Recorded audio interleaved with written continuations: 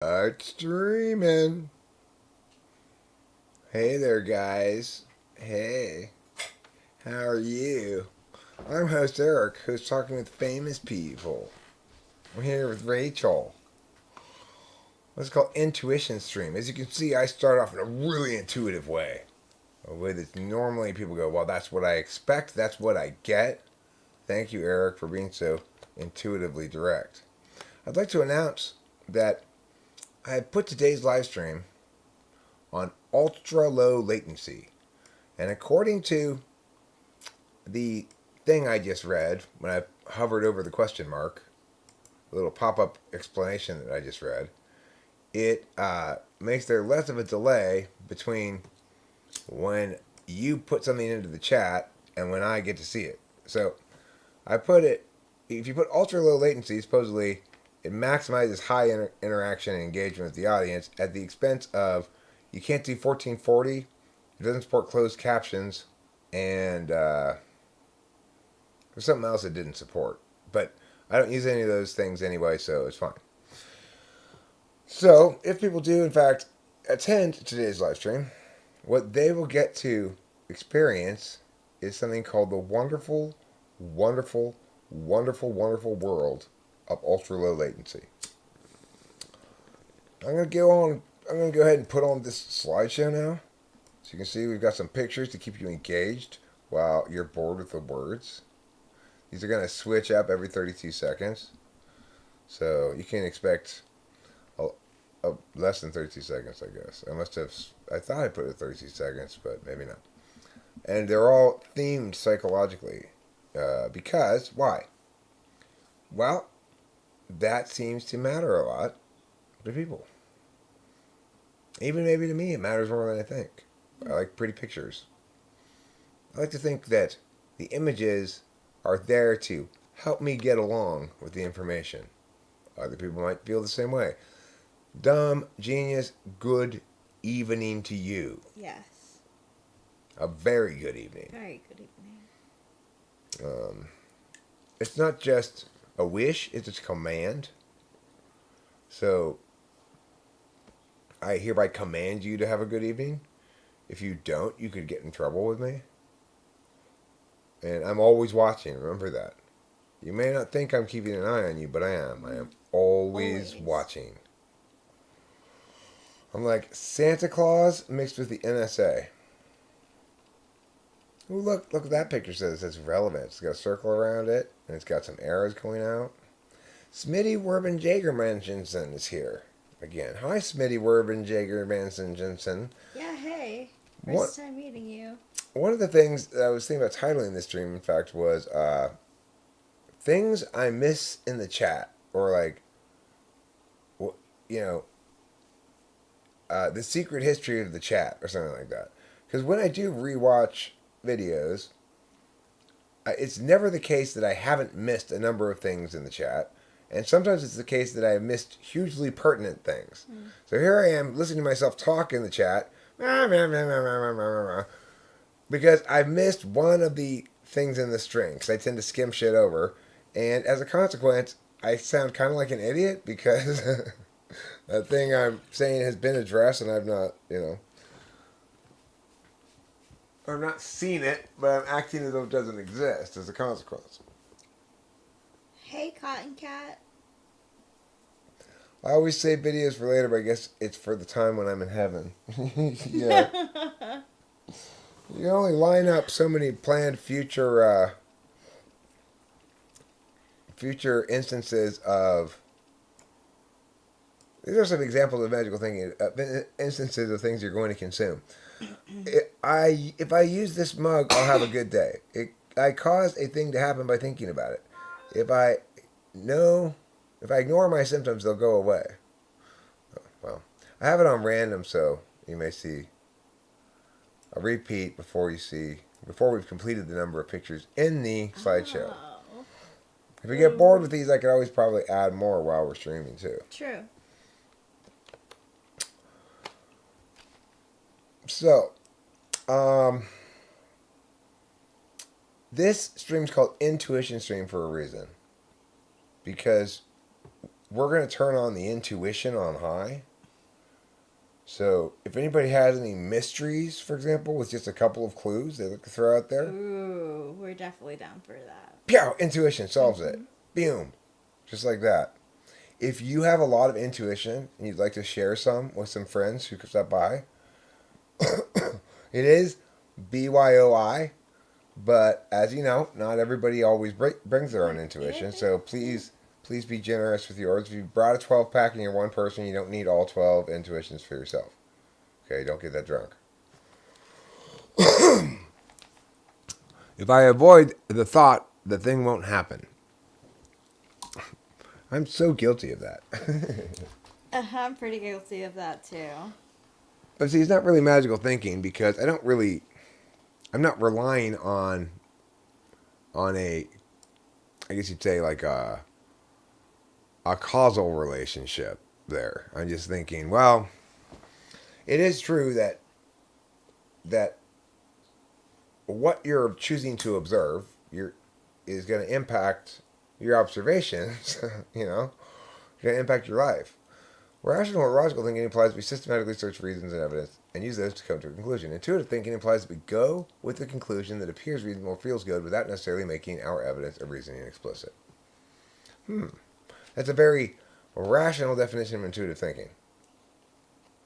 Yeah, it's a really great example of intuitive versus rational. But what that rationalist definition of intuitive thinking doesn't get is that intuitive thinking and rational thinking are not both strategies to deliberate. It positions them as both strategies to deliberate. But intuitive thinking is either a strategy to create or know. So it's not irrational in the way that emotional thinking is. It's instead not thinking, but knowing and meowing. Knowing and I don't know what the other thing I was thinking was. What's this picture say? Oh, this has some nice. It's a table I made. Isn't that nice? It is nice. A knowledge function just knows the truth. A receive function, active emptiness. Relevance. The curved surfers of the world are often NI dom. 6-slot NI makes things too complicated and dislikes practice. Data versus intuition. That one's not as interesting as the last one. Okay. So let me get the chat up and see if there are enough people here that I can start rolling with people put into the chat. 12 current. Okay, cool. We're growing slowly here, which is to say, once we get to about 20 people at a given live stream, then I usually feel like there's plenty of momentum from the chat that I didn't really have to work at all. Is practice an SI or an SE thing? Well, practice is probably an SE thing, but the reason it's an SE thing is that people who like to practice can count on practice having SI impacts without them being consciously SI. The people who least like practice are INTPs and INFPs, but so that would suggest that it's 7th slot SE. INFPs don't dislike practice as much as INTPs do, though. The reason INTPs dislike practice so much is because SI 3rd slot is selfish. They only want to learn the things that they want to learn. And it's also because with any tool, in other words, if it's not of their choosing and it's familiar, it's boring. They only like things to be familiar when they choose to be familiar with 3rd slot selfish SI. So I think SE is the actual practicing is an SE thing. But the impact of practicing is on SI. SI and SE link on this point of practice. When I practice these songs on the guitar, I I gradually play them better over time because of a couple of different things. One, for me, I'm honing in on what the NI of it is, how it ought to be, and two, I'm remembering to what that is time after time and practicing playing it, and three, my fingers are getting more automatic at doing it. Muscle memory. Muscle memory is definitely an SESI thing. Mm-hmm. Sometimes I wonder if there were some type of map on what types of NI ideas are to be relied on more or with less editing versus heavy editing by the deliberative mind. Well, that map would be based on the complexity of the system that introverted intuition is drawing knowledge conclusions about. So, any ideas, I, it's any should be relied upon to when all it's doing is disrupting the certainty of others with something that they hadn't thought of, that wasn't obvious but they hadn't thought of, but was is actually hugely determinate. So here's a good idea. Here's a good instance of any successfully stepping in, disrupting matters, and determining the question at hand. Um, one time I was making a big snake cage with my friend Alvarino for my house, and I wanted to make it a certain size until he pointed out, well, have you measured the door? How big is the door? He was thinking about possibilities, possible ways this could go bad because he was an ESTJ. Now, extrovert intuition then disrupted my NI understanding of the thing, which was I want a big cage for the snake so it has plenty of room to walk around in. And and it was disrupting my lack of SI consideration of the matter, which is I hadn't actually really thought very much about the specific space in which I was in, measured for where I was going to put it, or anything like that. I figured I'd worry about that later, right? So in that instance, extroverted intuition was the way that he pointed out that my current plans were a bad idea because of a future bad outcome that was going to happen once I got the thing over to my house. Uh, and I should be, you might say, well, but is that really any? Well, yeah, it is. But the thing about extroverted intuition is when it comes up, it's a person who's coming up with possible exceptions or reasons why something might not be the case. Um, Once they've thrown one of those out and it resonates as the singular answer, then it, to the extent that people reference it, they reference it either as SI remembering it or NI that's the truth.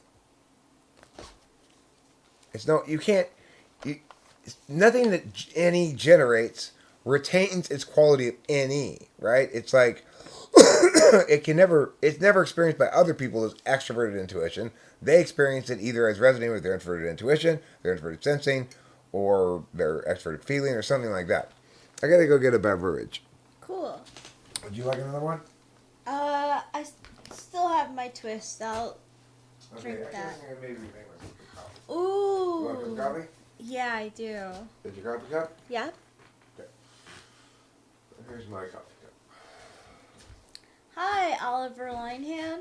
So I have a question for you peeps out there. And for Eric too, actually. So my mom's coming to California around my birthday, and she threw out two ideas, which was either the San Diego Zoo, which is near her, or Disneyland.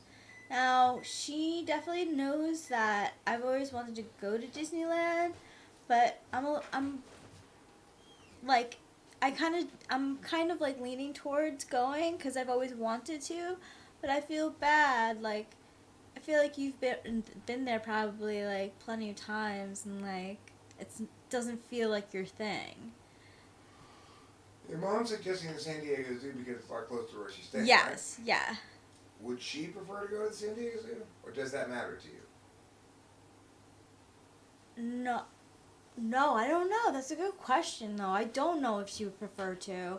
Does it matter to you in terms, like, if She had a threw it preference? out. If she had a preference, would that be determinant in where we should go? From your perspective, provided No. there are no other variables. I'm lucky on my birthday. I usually, like, if she comes with an idea that I like, she just plans it. Okay, so you're saying because it's your birthday, we should do what you want to do, Yeah. and you want to go to Disneyland, so we should go to Disneyland. But I feel bad, like, that it's not like your thing. Like, Well, I don't want to go to either place. I know. So, it's the same for me. The thing is, but wanting to go to the place is a very low consideration in whether or not it's a good idea for us to go there. I have plenty of examples from the past where I didn't want to go somewhere, and once I got there, I had a fantastic time. I was so glad we did this. That's happened to me countless times. So I don't have much respect for the fact that I don't want to go. Okay. I shouldn't have much respect for the fact. That's great. Yeah, she's gonna be visiting in California. My dad is too. My dad is planning on coming sometime late July. And yes, it would be Owl Fate M. It would be. My mom wants to plan something for my birthday, so she threw out the San Diego Zoo or Disneyland because they're both fairly close to where she's staying. And I want to clarify that I much more want to go with you and your mom on an outing together than I don't want to go to Disneyland or San Diego Zoo. Okay? It's that I don't not want to go with you guys to San Diego Zoo or Disneyland. In general, if you were to take those two places in a vacuum, forget, like, Eric, here, you've won a trip for one yourself, all expenses paid to Disneyland or San Diego Zoo, I would say, no thanks, please give it to somebody else. You know? Yeah. But the fact that I don't want to go to San Diego Zoo or Disneyland in general does not mean in any way, shape, or form that I don't want to go with you and your mom to Disneyland. Okay? Just to clarify. Thanks, Alfred. I like to be inclusive, and, like, I don't want to be the person who, like, forces anyone to do something that they don't want to do. It's not that. I was isolating the question of what I think about those two places in isolation. Right. What I think about those two places in isolation is they're for people who come visiting from out of town. They're not for me, you know? Yeah, my mom likes to plan things. So I feel like it would be a delight for her. Like, we would go and she would kind of plan most of what we do. Actually, she'll ask me what I want to do, and then we'll, like, go from there. I will, in fact, if we know that we're going to Disneyland when your mom gets here in January, I will ask Delilah to talk to Louie or other, or Candace or whatever to see if Louie still works there and he can hook us up, you know? Cool, yeah. If we can get hooked up with the front of the line thing. Focus! There we go. Yeah, that's what family's for. Forcing us to do stuff we don't want to. That's the thing. In this instance, I actually want to go. I would be looking forward to going on this trip to Disneyland with Rachel and her mom. Cool. It'll be exciting because of everything except for the fact that it's Disneyland. Right. I mean, yeah. And Disneyland's not a particularly torturous place to go, really. It's just, it's not like as bad as, say, Lollapalooza style concert with a bunch of bands or something. That would be way worse. No. And my mom, like I said, really likes planning. She likes, so, like, I've been to Disney World for my birthday twice. And it was nice because, like, my mom, she got us ticket, like, I think, like, we got to, like, choose what kind of rides we wanted to go on, and I don't know what rides are in Disneyland. I've never been there before. My mom knows that I've always wanted to go there, so it's kind of like a perfect time to go because she'll be there, she'll be planning it, and I'll get to go to a place that I've always wanted to go, which is nice. So, From what I understand, Disney World veterans Mm. find Disneyland a little paltry. I guess it's not as big as Oh, really? Disney World, and it's less impressive than Disney World. Disneyland was first, but Disney World was their it was their rock opera album. Oh, man. Well, I mean, that's fine. Sometimes I don't want to. Sometimes Disney World was too big, Like, Disney World is definitely a place where you can go for like say like 5 days or set like a week, and because there's 3 parts of Disney World. Disney World is insanely huge. So to have a smaller one, I love Aurora from Sleeping Beauty, and I think it's Sleeping Beauty's castle in Disneyland. That's what I believe I heard, which like I geek out on.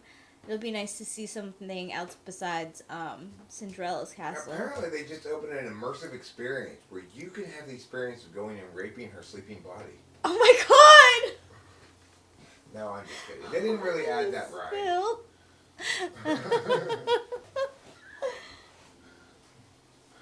The sexual assault virtual experience.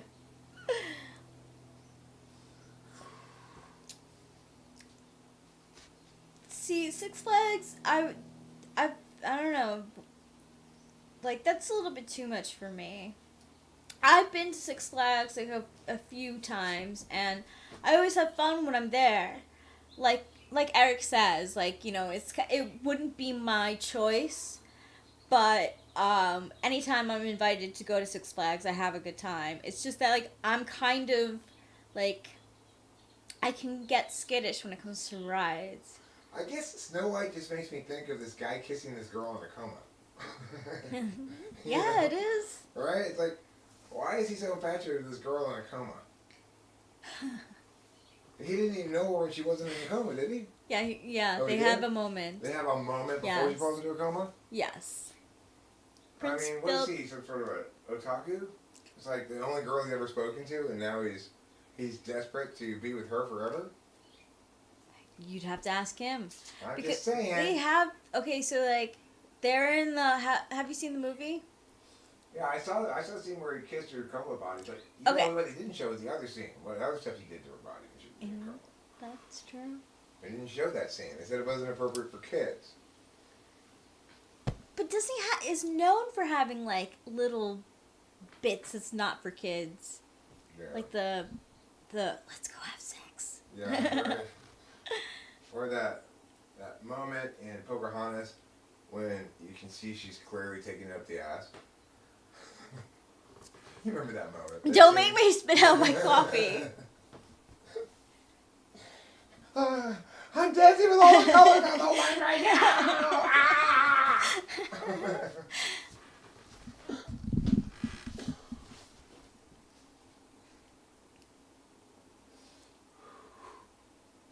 That was the original title of Sleeping Beauty, was Raping Beauty.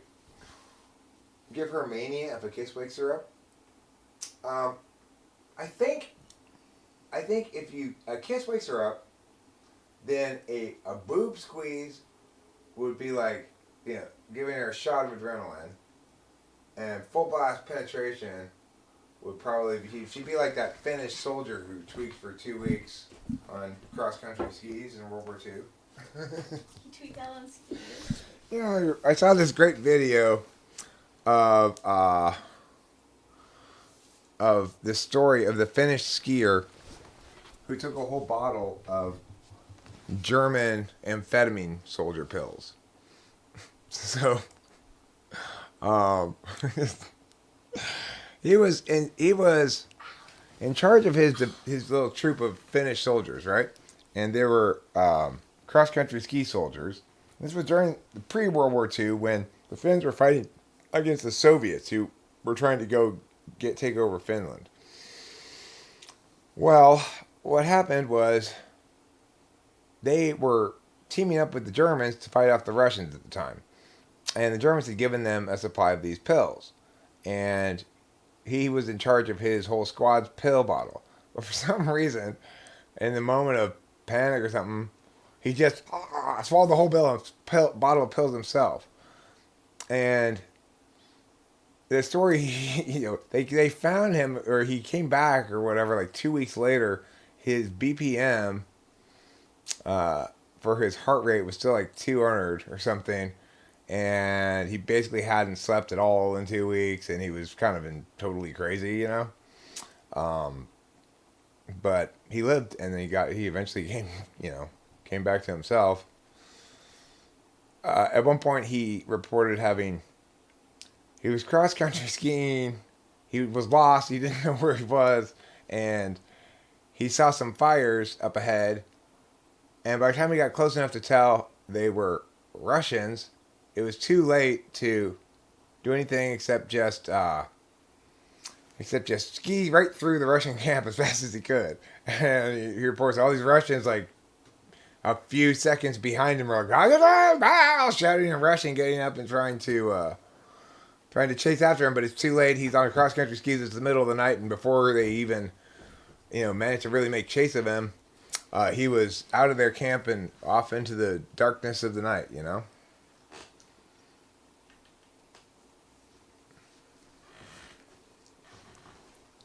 Oh, maybe Winston's mom can link to it. She sent me an email with this circle. I could probably do so myself. I'd have to download the circle from my email. Then I could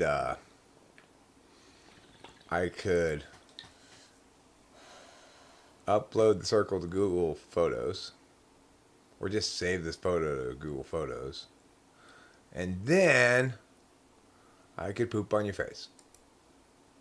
Wow, that's the most exciting part. Yeah, of course. Everybody loves having their face pooped on. Everyone, they love to have their face pooped on. They have their face pooped on. Love to have their face pooped on. Their face pooped on. Love to have their face pooped on. Everybody loves to have their face pooped on. Loves to have their face pooped on.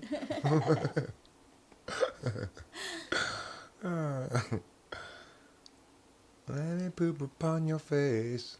Upon your face. Let me poop upon your face. Here it is. Alright, download. Do you know that the circle and taking this quiz gave me anxiety? Because I was like, oh my gosh, if I don't answer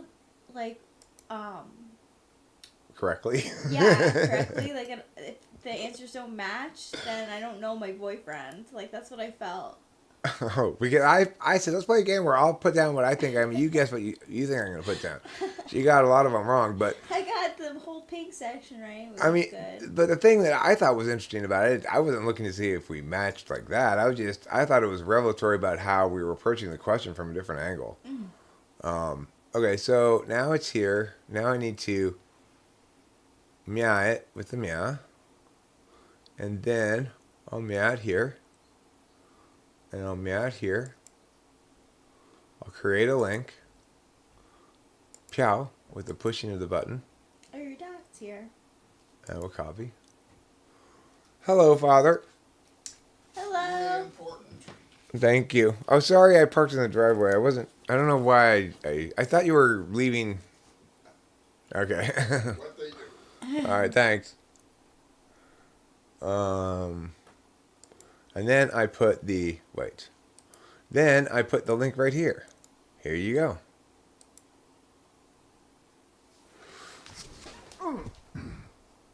Let me hear.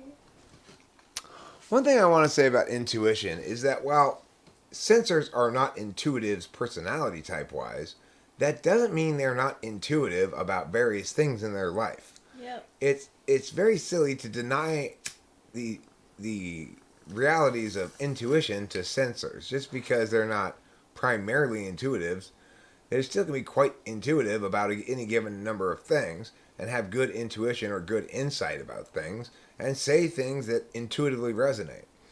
I my mom asking me where I wanted to go. Like, she was, in her sensory way, intuiting what I might like to do for my birthday. I mean, by knowing me. She knew that you wanted to go to the observatory for your birthday. Rachel doesn't really want to go to the observatory.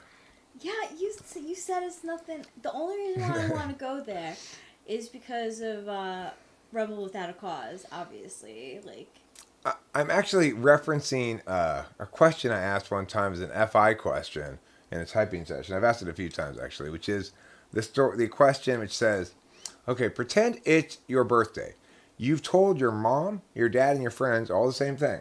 I would like to go to the observatory for my birthday and look through the telescope and see the stars.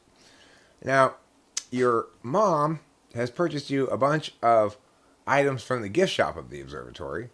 Your dad has gotten a telescope and taken you to the top of a mountain to look at the stars. And your friends have taken you out to dinner at a restaurant called the Observatory.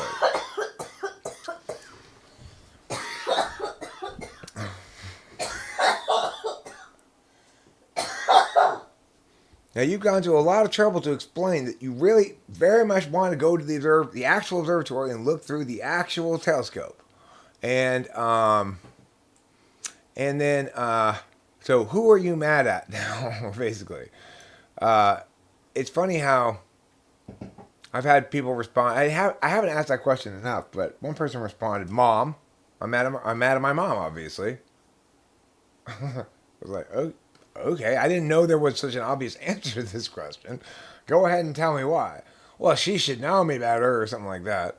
I guess she's probably talking about her own mom, right? So in that case, she's thinking about the hypothetical from herself actually experiencing this with her actual friends, parents, or whatever.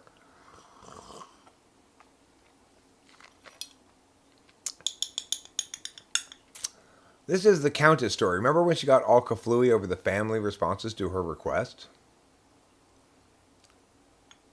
I don't remember how she responded to it. I'm curious now. Did she like when I asked her that question, she got all upset at the people in her family for not taking her to the observatory?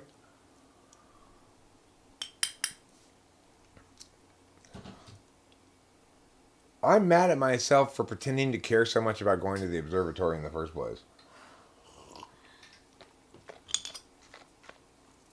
well, I always wanted to go to the planetarium, and that's one thing that never happened.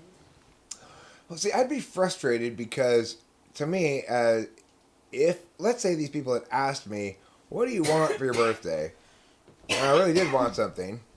Then what would frustrate me was the presumption that their interpretation of what I said would be a better way to get to what I want than what I actually said, right?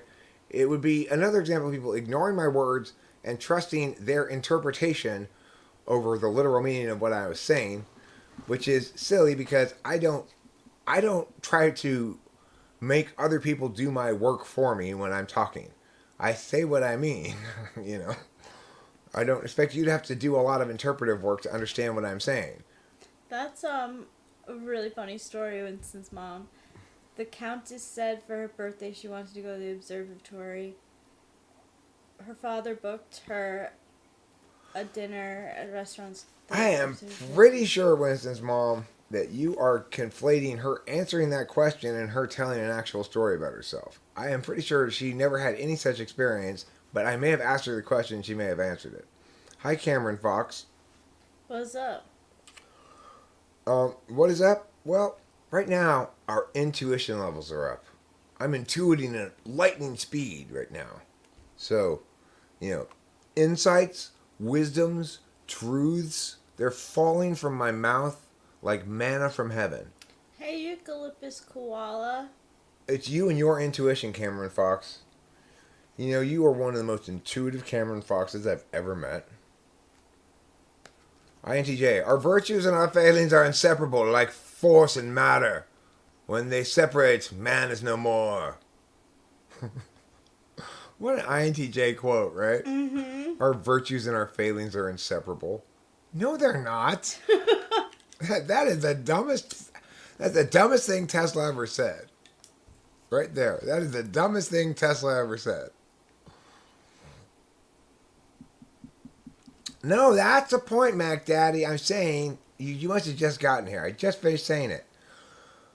Being intuitive is one thing. Being an intuitive is another thing. All sensors have plenty of instances of very intuitive observations, decisions, whatever, all the time. It's just that they don't qualify as intuitives in the system, but that doesn't mean they don't have intuition or aren't qualified to receive comments like, wow, that was really intuitive of you, or something, right? Winston's dad got kicked down the river. He got kicked out to live on a riverboat casino for the rest of his days. Yeah. Winston's mom sent him packing Boop. with a stick in the butt and a hobo suitcase. Or you're grounding your intuitions with sensory data? About which intuitions about what? There's no general rule. Sometimes I do, sometimes I don't. Depends on the need of the thing being spoken about. I found that the longer I lived with my parents, the more I realized that I wasn't using my intuition. It wasn't until like a few years before leaving that I was like, wow, like I'm really good at intuiting and I should trust my gut more. Well, I mean, I could understand why you would come to sort of doubt your intuition over time because you were stuck in an environment that was explicitly rejecting or consistently ignoring your NI. You got one parent who's NI polar and the other who's NI fifth. It's difficult. Yeah. Well, you know, I recently saw Winston's dad, that is to say, Winston's mom's former husband, Santiago, I believe his name was.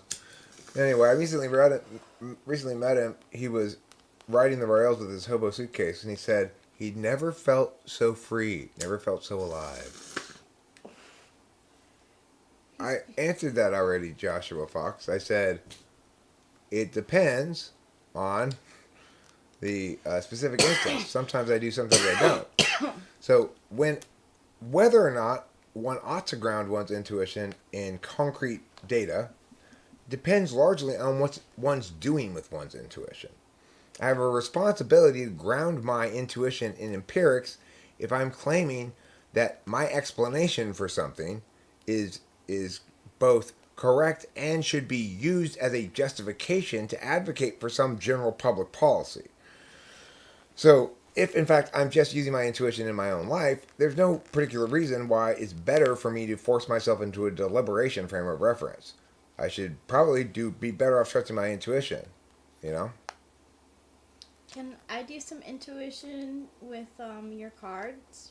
Sure. Or is it too much in the way? Yeah, it's too much. Like, get different cards, please, would be better. If you want to do some card stuff. Okay, so I think I'm gonna go old school. Okay, if you want. Aren't all live streams intuition streams? Well, it is the case that all live streams around here at this channel are driven primarily on the engine of my extroverted intuition reacting to your engagement with me. But this stream actually is about intuition, and unlike most of my streams, thus far it's been rather on topic. Okay, use your intuition. Who's this card about? It's got to be Christopher Caesar. Christopher Caesar. You got that. Ooh, 2 of rods. That means you have not just one, but 2 penises. Mm-hmm. Sometimes NESI bugs the fuck out of me. What's the point of telling me about your grocery store trip? Well, listen, Mac Daddy. If you're asking that question, then the person is SENI, not NESI. If I'm telling you a story about my grocery store trip, it's probably pretty entertaining. Do you know there's two types of NE you can explain? Okay, that's an interesting way of approaching this, but go ahead. This card's for Mac Daddy. All right, Mac Daddy, you got a card. Uh-oh, you better be careful. You better be on guard. Doubt.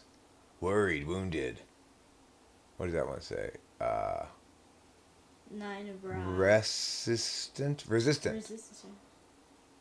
Doubt. Cameron Cox wants the card. Sure. Cameron Fox, I mean. Oops. Boo failure, boo, a boo failure. A boo failure, I know you are not very popular.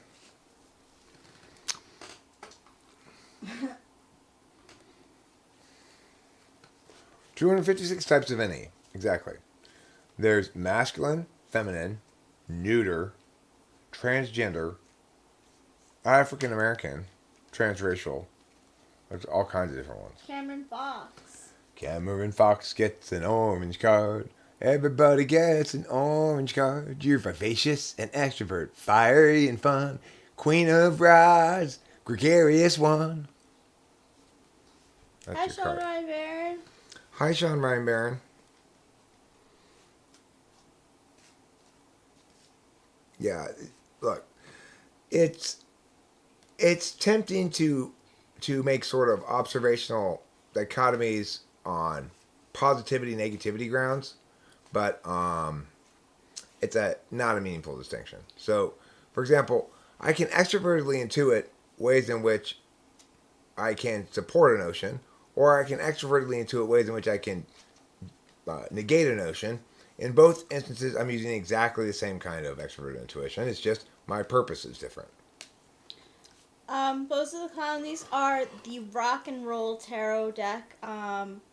They don't make them anymore. I ordered them online at this website that it was not Amazon. I thought you could get it on Amazon, but you had to go to this hippie site that was in Utah or something, and that's where I got these cards. But they're not made anymore. So the thing is, my dad mostly uses extroverted intuition as a way of anticipating what might go wrong, a possible problem with a given TE plan. That's not a different kind of extroverted intuition. That's third slot extroverted intuition in an ESTJ. That's how it manifests. So,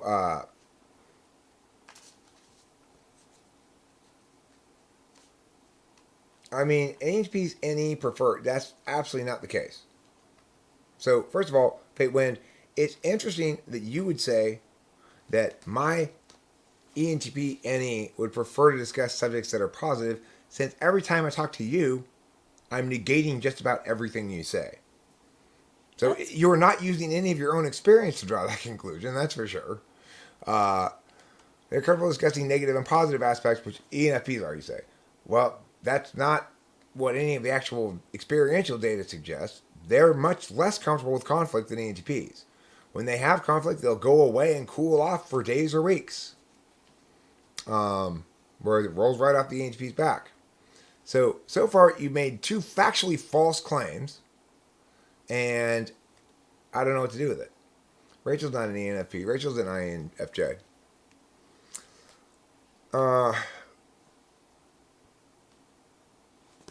Okay, but I didn't just disagree, Fate Wind, right? So I point out that your own experience is directly contradictory to that. Those are the kind you're getting a card. First one that pops out. So, what that suggests to me is that you're presenting that possibly to provoke, or that you're clearly not choosing what position you state based on a rationalist calculus or a decision-making process that looks at data, your own or other. It's just obviously not the case. Extroverted intuition doesn't have any preference, positive or negative. To the extent that ENTPs prefer things to be nice and happy, it's because of their third slot FE, not because of anything to do with extroverted intuition. Whereas the third slot TE of ENFPs is less values that sort of harmony aspect of things.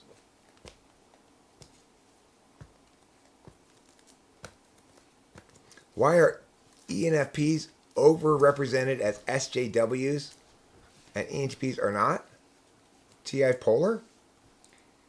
Bozo the Clown, use your card. TI polar, obviously. Because to the extent that you want SJW to mean something, then it means makes decisions about public policy matters regarding their feelings about social matters. It's the Hermit card. It's one of the major arcana. It says withdraw, reflection, repose, counsel, wisdom. Hermit, number 9 card. Like social justice warriors, the number one thing they do is refuse to validate on TI grounds. In fact, one of their arguments is that logic itself, reason, justification, is just a white male, imperialist, patriarchal kind of way of oppressing people.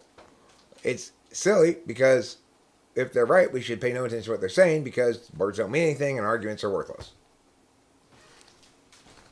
You have to be very much blind to TI to make those kind of arguments.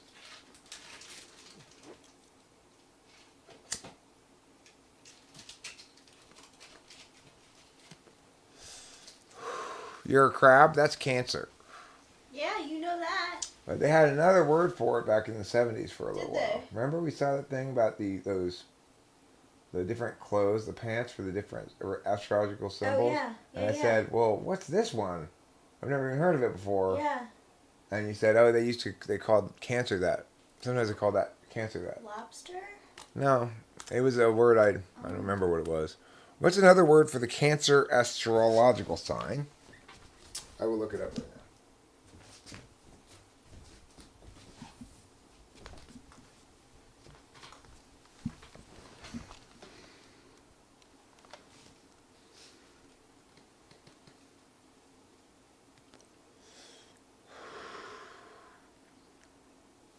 No, I don't know. That's not the word I'm looking for.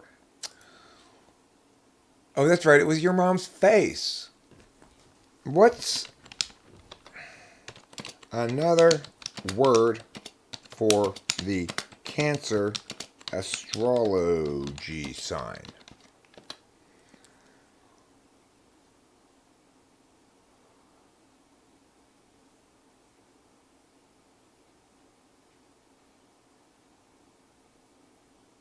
The zodiac sign Cancer is sometimes referred to as what? I didn't get the answer to my question. I'll have to rephrase it.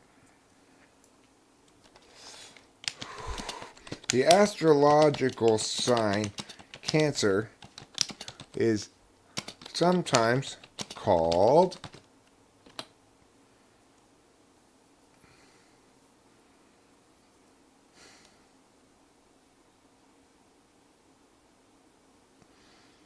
let me try this. 1970s astrology sign clothes.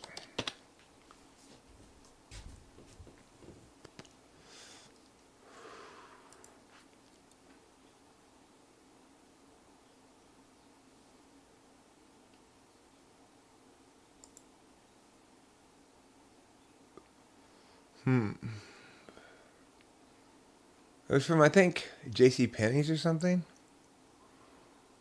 Yeah. Yeah. Wasn't it jeans specifically? It was jeans, yeah, okay. That should narrow it down substantially.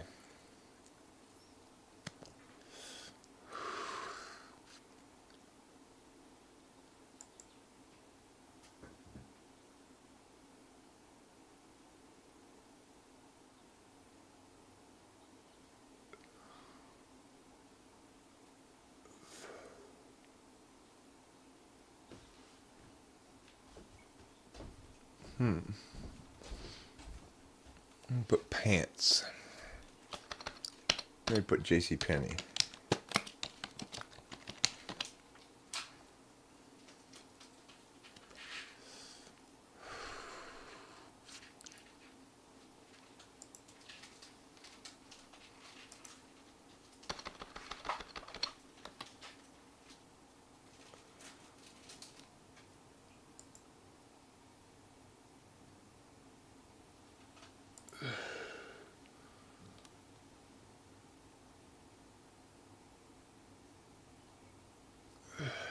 Well, this is frustrating. You can't find a piece of information you want. You do remember the incidents I'm talking about, though, right? I do.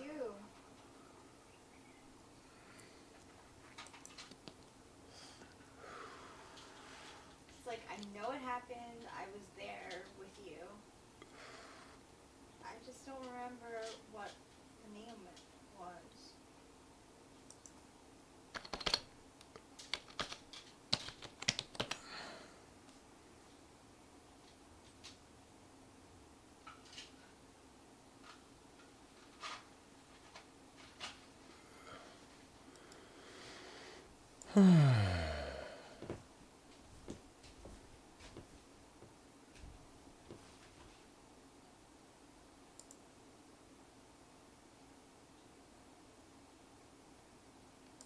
I don't know. I have lost the capacity to find this information.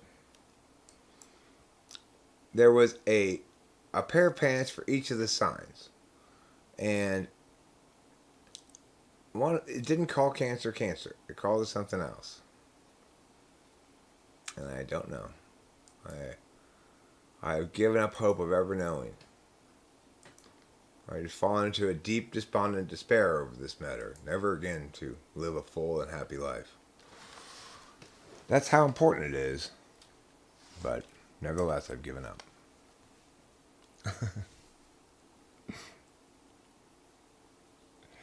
Look, there were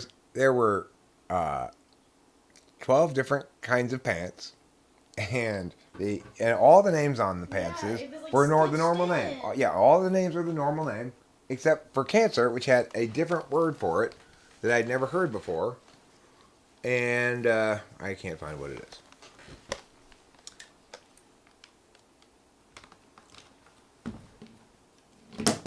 Well, I agree, Jacoby. There have been plenty of instances when rationality, reason, logic, and such has been used like a club. It kind of is made for that purpose. It's like it's supposed to hammer what's wrong. But the problem is, of course, that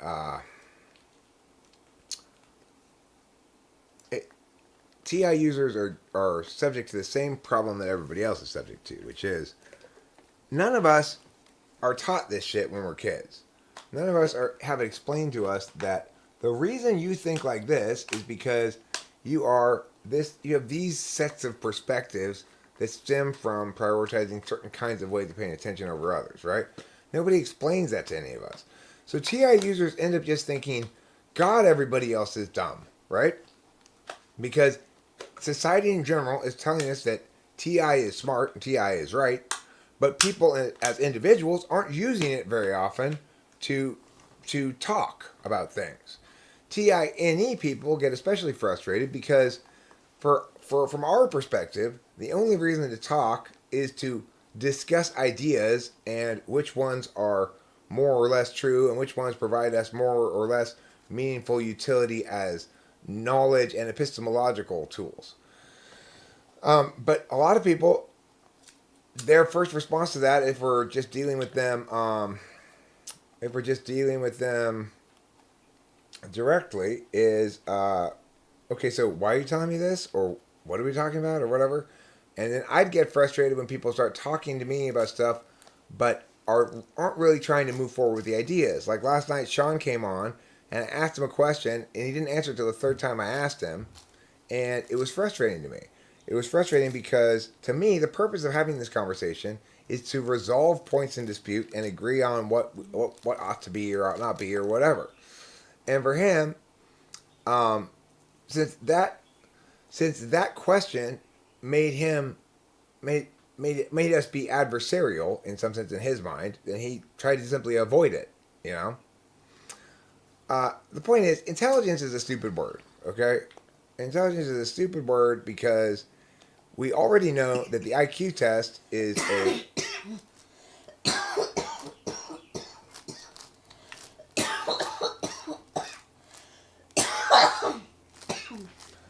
the IQ test itself doesn't even purport to test anything discrete and testable. It purports to be a numerical representation of something called general intelligence. Right? So because it itself doesn't even claim to test something that is discrete and measurable, then there's no reason why we should. But just because the scientists who administer the IQ test don't talk about it as though it were a discrete and measurable trait that people have when they're discussing their assessments, that's how everybody else interprets it. Um, Congratulations, C.S. Joseph. Maybe you should stop dating women then. So Fate Win says, "Can I test your intuition, Eric?" Sure, test it however you think you'd like to. If you're asking me, well, what's a good test that would prove I'm intuitive, quote unquote, that's a different question. I don't know what to say about that. But if you have something in mind you'd like to do as you believe it would be a test of my intuition, sure, go for it. I would be happy to take your test, provided it doesn't involve too much nonsense, you know. Yeah. Well, why when they say the intelligence quotient? What do they mean by that? Because isn't a quotient normally the answer to a division problem? Hmm. Oh. So it's like if instead of having an IQ test, they had a test that tested verbal reasoning skills, a test that tested spatial pattern recognition, and described the results of those tests as being this is your verbal reasoning score, this is your spatial recognition score, then people would have a lot more reason to say these these numbers are meaningful in some sense.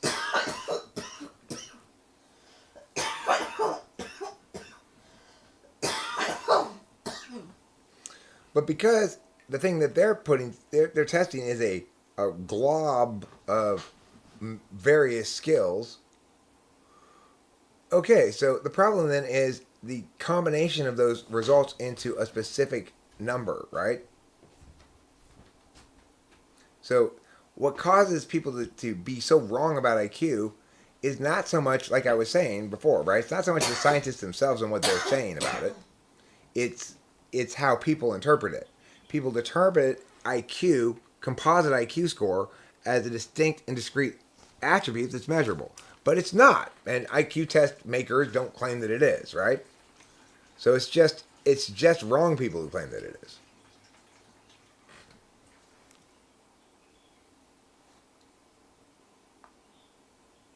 Let me see if I can fix this green screen a little bit. Make it more properly miad, as they say.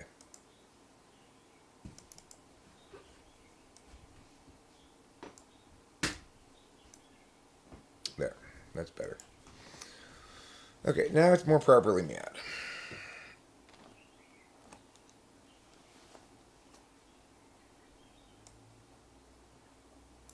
Okay, let's see. All right, what is red water? What is red water? Overly dressed man, noisy engine, and help. Fireman? Firefighter? I mean, I don't. I mean, probably everybody, pretty much everybody got that, unless they're unipolar. You gave enough clues that probably everybody would get that unless they're unipolar.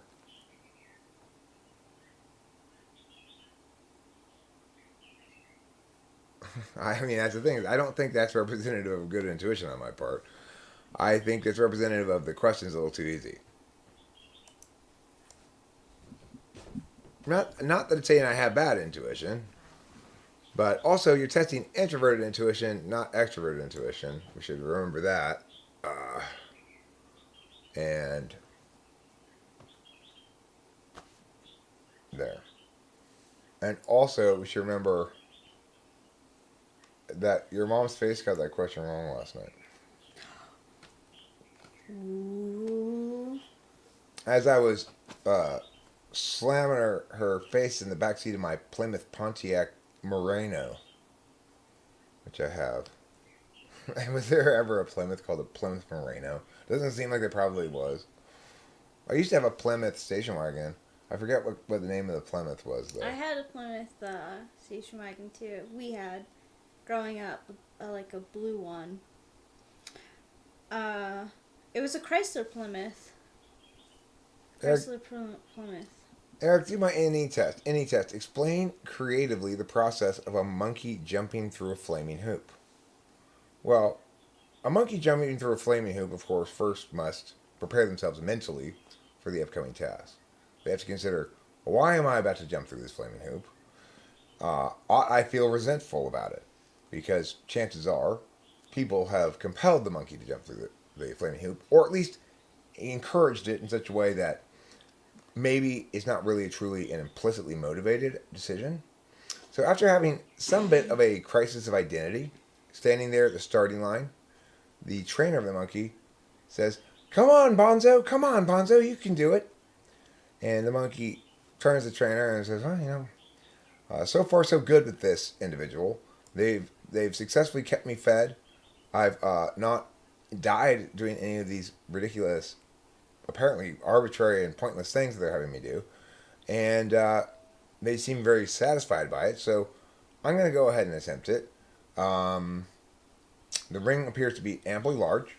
The fire around the ring appears to not lap up too high. So if I hit the middle of the ring, I shouldn't get struck by any fire. If I do catch part of myself on fire, just in case, because I got kind of long for a monkey, when I get to the other side, I'll immediately stop, drop, and roll, regardless of whether I'm on fire. That way, in case I do catch on fire, I'll put it out before it hurts me. And then, when the trainer gives me a banana, as long as the thing went smoothly and I had no problems, I'll be happy. If, however, I did get a burn or something, I will leave the peel just outside my cage where the trainer will slip on it in a hilarious fashion, falling on his ass to punish him for making me do this. Did I pass your test? It's a lot of NE.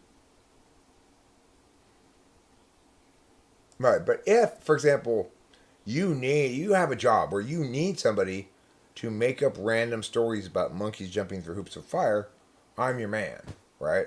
I am your man. I could do that all day long. Mm-hmm.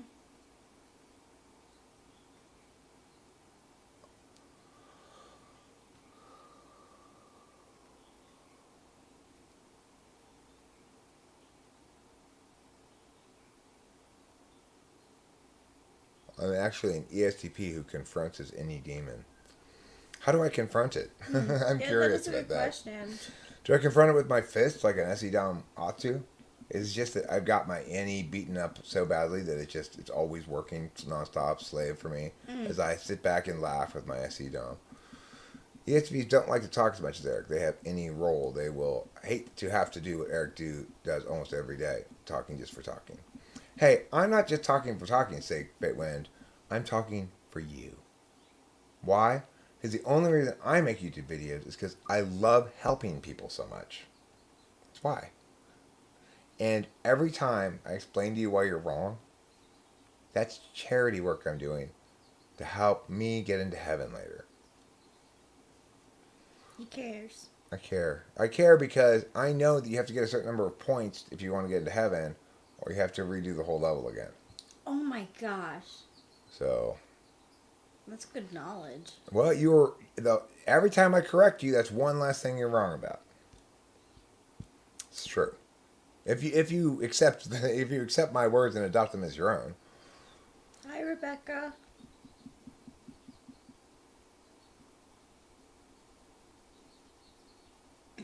I'm a correctness philanthropist, right? That's a good term for what I am. That's a really good term.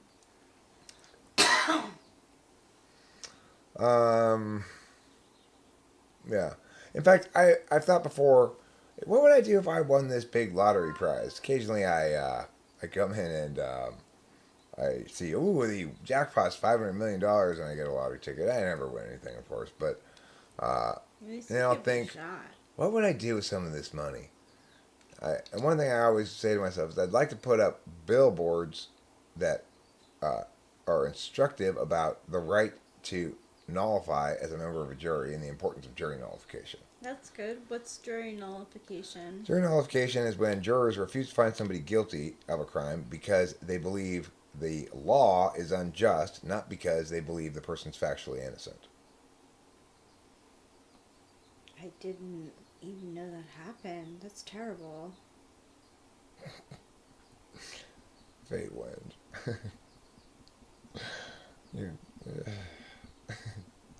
Oh, fate win. I'm sure, I do not doubt fate wins, that there is some subject matter in this universe about which I am less knowledgeable than you. I do not doubt that. I'm sure if we looked around, we could find some kind of subject that you are more knowledgeable than me about.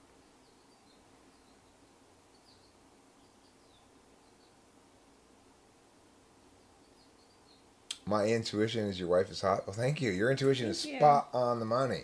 Thanks, tomato soup. This is the kind of thing you get to do when you're a famous YouTuber like me. Even though I'm 50 years old, I have a hot 36-year-old wife. So Thank you. yeah, when you Well, two get to be 50 and incredibly famous with literally dozens of people knowing who you are, then you too can get a trophy wife like me.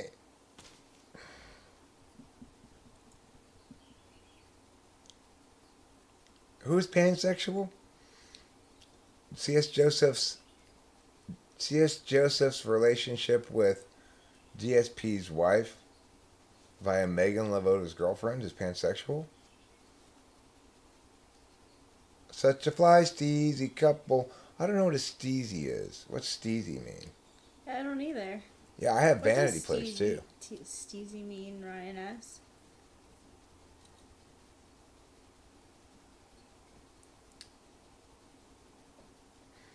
Bro, I think there's at least a dozen people who know me, and most of them are a subset of your dozens of people. So I think I'm at least. You're welcome to ride my coattails like that, Sky Gear. That's fine.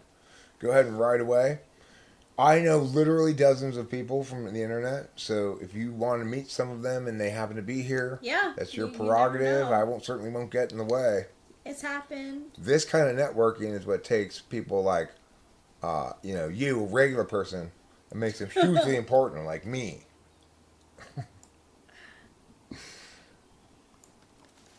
You Yep. are hugely important. But I do get to credit my YouTube channel for my wife because she was a viewer of the channel and commenter and stuff before I ever met her, and then she hired me to type her, which is how we met. First off, damn. Yeah, and I typed her wrong too, and she forgives me.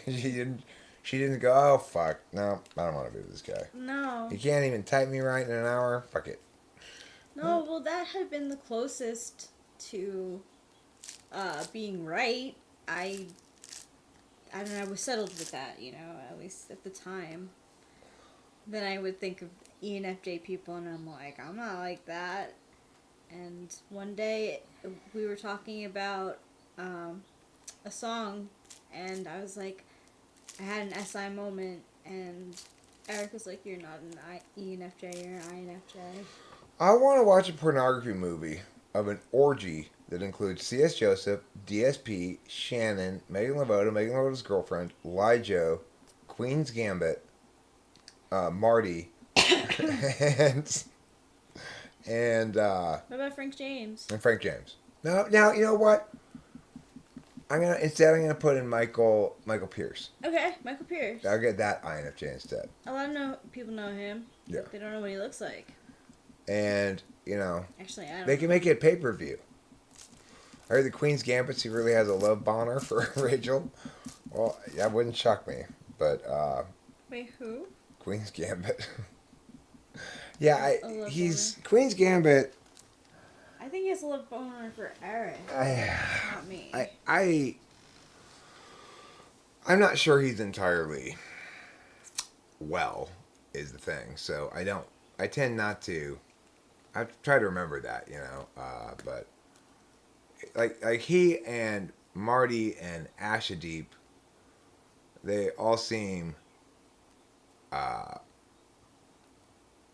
to not just be irritating or belligerent versions of normal. There seems to be something, maybe a mental health issue in each of those individuals. But I don't mean to pathologize other people. No. Michael and Rachel are two different subtypes of INFJ. Rachel being normalizing and Michael being harmonizing. Well, I don't know what that means. I'm a Enneagram 7. That's why a lot of people think that I'm more extroverted than I actually am.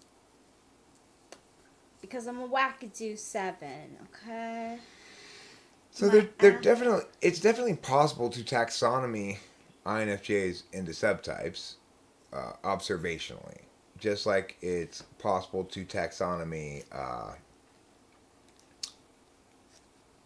a set of different trumpets as more or less warm in their tone. But remember that that's not a meaningful distinction like the difference between a trumpet and a trombone is. It's an arbitrary distinction. So as long as we're clear on that, then subtypes are fine as long as we recognize they don't stem from cognitive functions.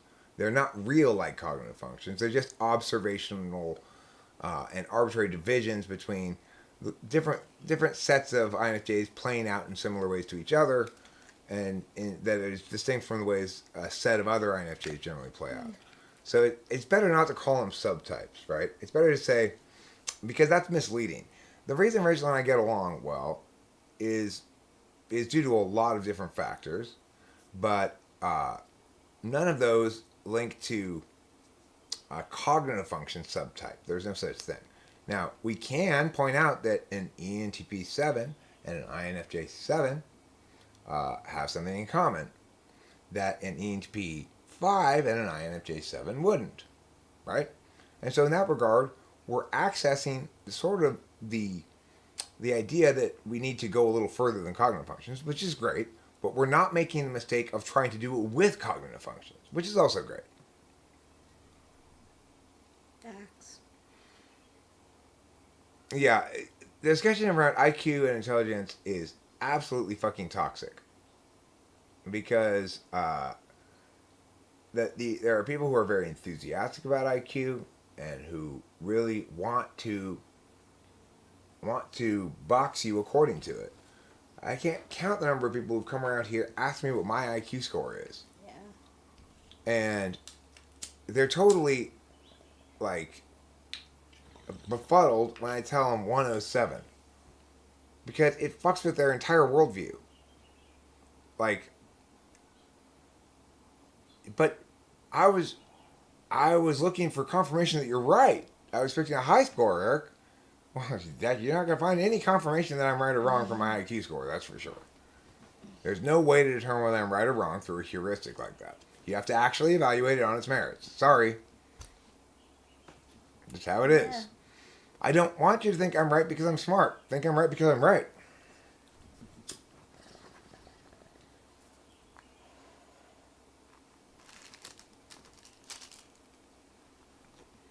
I do. I have an IQ of 82 when it comes to picking up on FI subtleties. For example, Rachel and I were talking in the car about the respective scenes that we each remembered from BoJack Horseman. Mm-hmm. A scene that I remember really clearly and thought was quite impressed with had a lot of subtle FE data in it. And the scene she remembers and is quite impressed with actually had a lot of more subtle FI data that I just didn't pick up on at all. Like, she talked about how this scene represented a shift in the relationship between BoJack Horseman and the girl. What was her name? Peanut Butter's ex-wife? Peanut Butter's ex-wife. I want to say Kathy, but that wasn't it. Diane Nguyen. Mm-hmm. Yeah. Diane and BoJack had a shift in the dynamic of their relationship that was sort of given FI information that I just either didn't pick up on or didn't think relevant to remember. It also had an FI song that I really liked in there too. It brought me to tears, actually, that scene. Well, at least remember, the thing about Diane Nguyen's character is that's how it plays out so much like a real person. Yeah. She plays out like an NFP. You obviously don't like female INFPs very much. as a concept. I don't know if you know any or not, but you conceptually dislike them. But I felt She's like it was critical that character's role be filled by a female INFP, obviously. Uh, she represented somewhat of she represented one side of the soul of the show, hmm which was often in conflict with other sides of the soul of the show. It wasn't monolithic. It wasn't trying to push a given agenda. It was no, they went against the agenda. The agenda would have been that Bojack and Diane get together, and that's the happy ending. I agree, Diana. Diane was a bit whiny, pampered, and useless, but I still liked her enough as a main character. I trusted her moral center. Um, would she be my best friend? No, I don't have any really. I really don't have a lot of FI people that I seek out and value the company of a lot. You know, it's just when you're FI polar, I guess it's not your cup of tea exactly. But I would have hated the show to have had her character written any other way. Really, she was such a well written INFP character. And it's a nice contrast to what's her name? The cat. Caroline?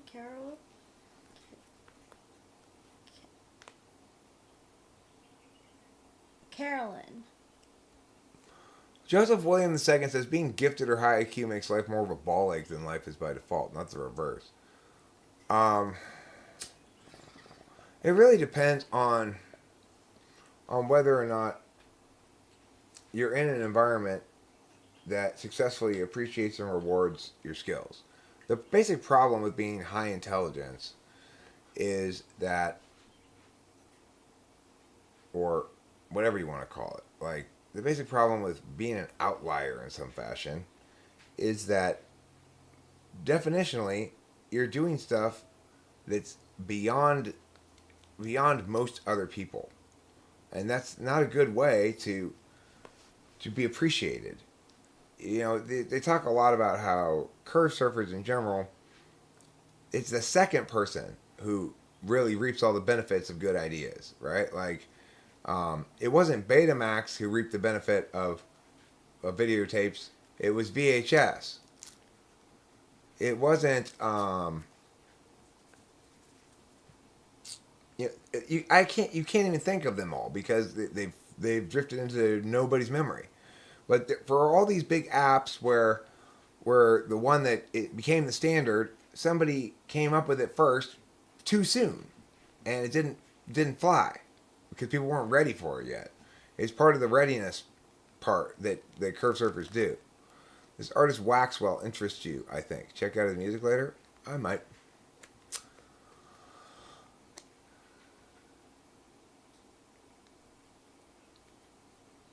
I mean, I typically ask the question the other way around. I'm not saying you necessarily should, but the question I would ask myself is why is she INTP? And I didn't see any reason to conclude she was. She's not in the show consistently using um, logic and reason as the means to make determinations about things. I think you did think at one point she was INTP. And I shifted over to INFP. Yeah. Probably as the show goes on, that Right. shows more. Well, I mean, look at the book she originally tries to get published. The book she originally tries to get published What a is mess that basically was. stories of my pain from living with censors and how it wasn't in vain that I've grown as a person because of them. And then she struggles so hard to write that book, and she ends up writing a book instead about a girl mall detective. So,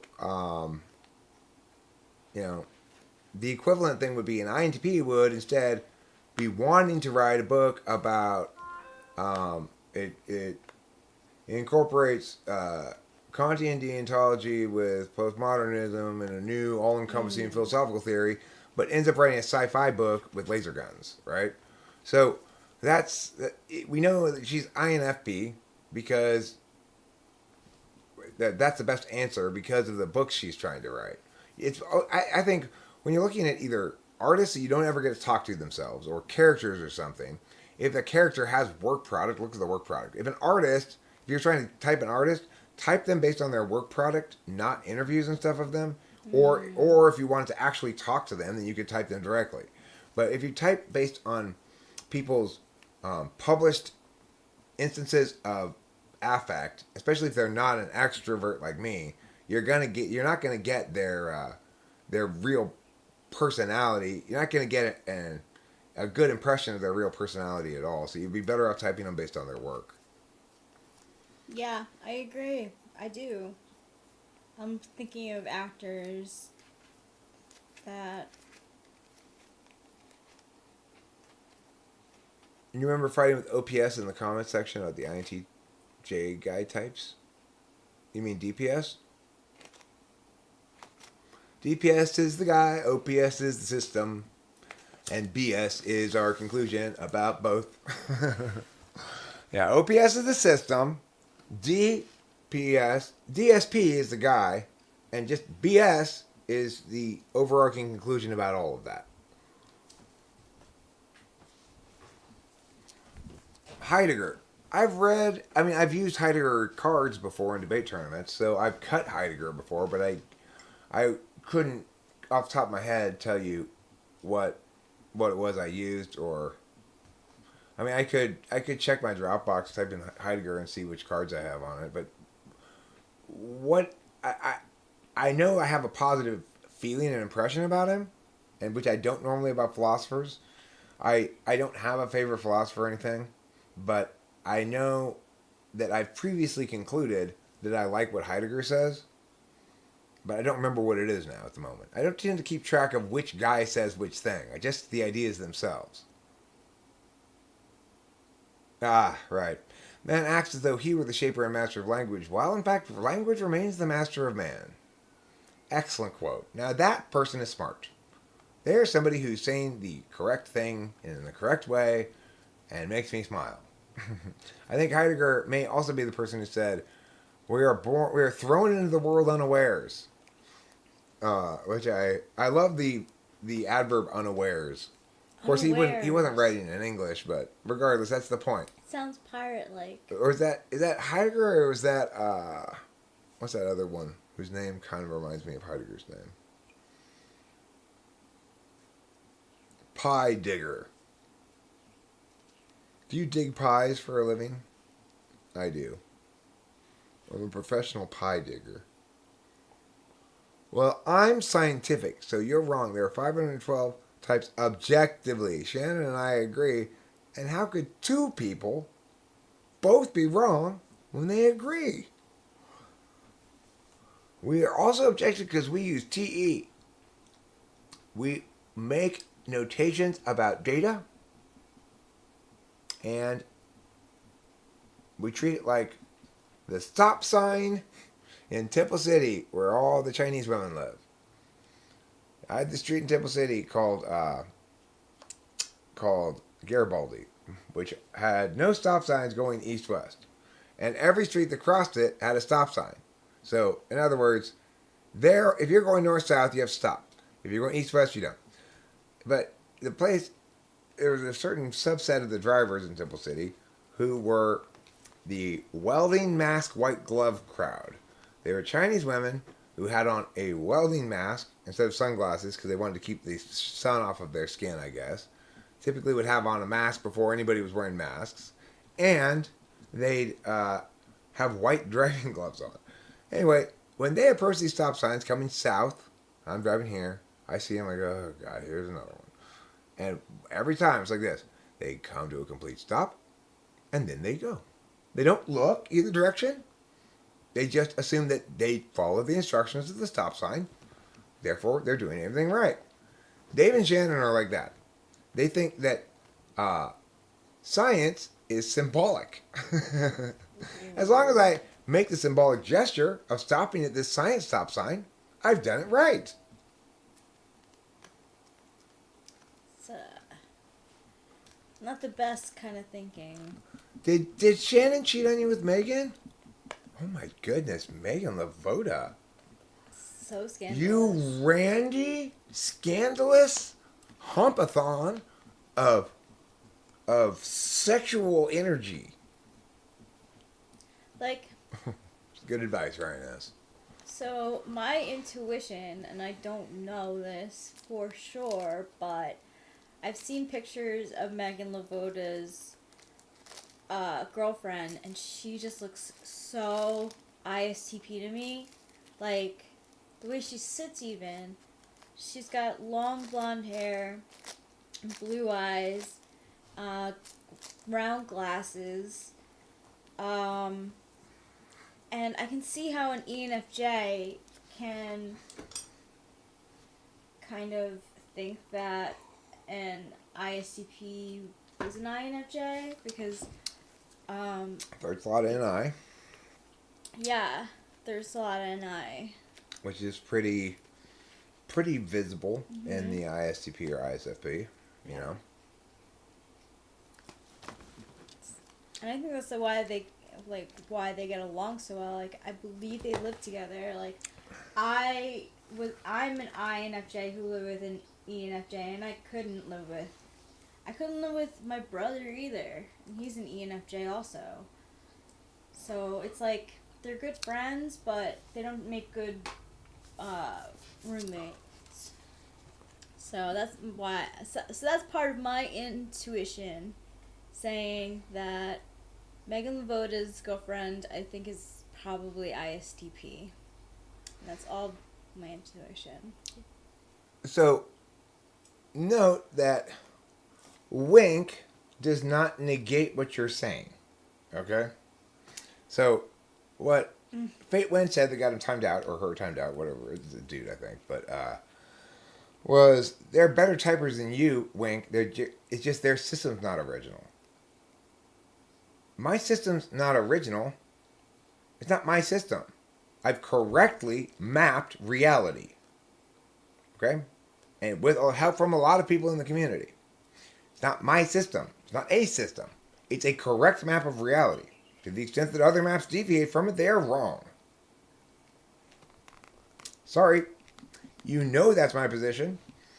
And so, since you offered no actual reasoning to support your claim, you're simply doing that to be provocative, which means you got timed out. And you learned something important about yourself. You had a growth moment, and I had a teaching moment. Via Kiuk, Mark Knopfler is an INFJ, but I had to Google it. Are we talking about intuition? Because I just had this feeling. We are talking about intuition. My intuition about Fate Wind is that there's a lot of spite inside of those two words. A lot of hateriness. A lot of, God, I hate Eric. And a great desire to provoke and elicit response from me. So that's what my intuition's saying. I went with it. I can't prove that he was poorly motivated in that comment, but I went ahead and timed him out just to err on the side of being awesome. That is a good side to err on. Yeah. Lijo, your live stream was really cool. The last one you did. I thought it had really good content in it. It was fun the way you were reading what the chatters were saying. Jewish babies? Jewish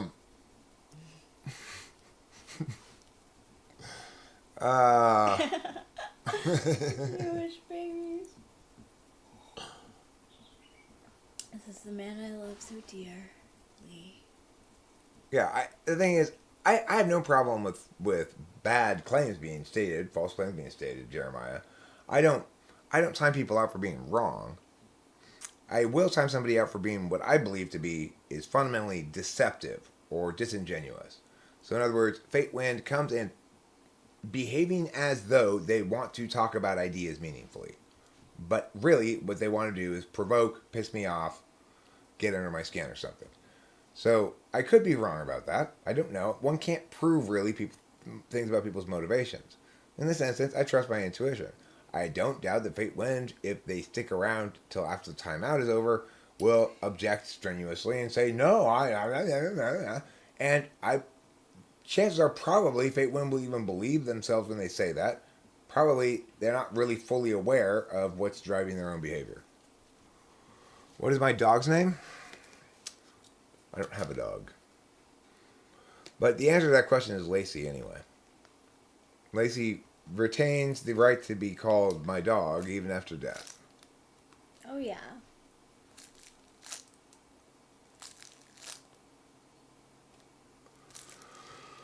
Oh, what's Lijo's dog's name? Oh. I believe it's named Livestream Interrupter. Last live stream I was at with Lijo's, Yeah. that dog was interrupting. Oh, Lijo Wants to didn't play know quite what to catch. do with it. It's like, I can't beat my dog like I normally do because I'm on camera. Huh, Lijo?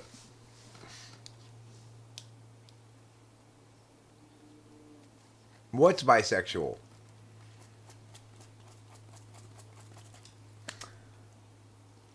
A two-wheeled vehicle.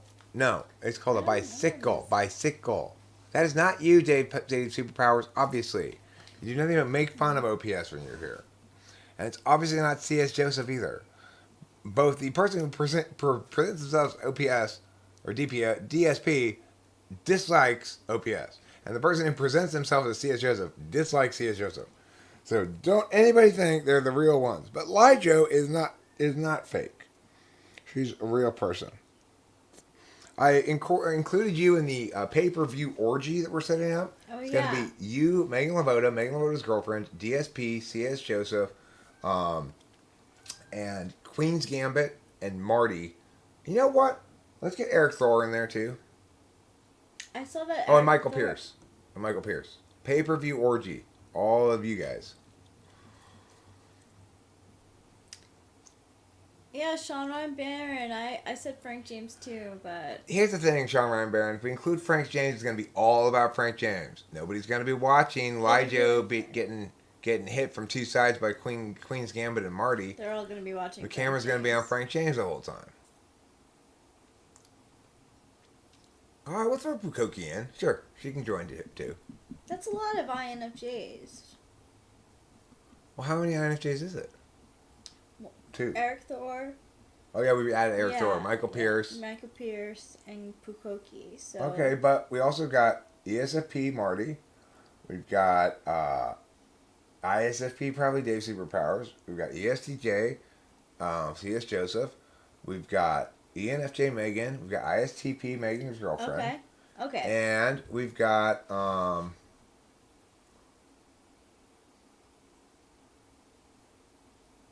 I forgot about Shannon. What's yeah, Shanny? Shannon. What's Shanny's type? Shanny's got to get in the mix here too. You did mention her. I wasn't worried. I neither sought your forgiveness nor worried about whether or not you would afford it to me.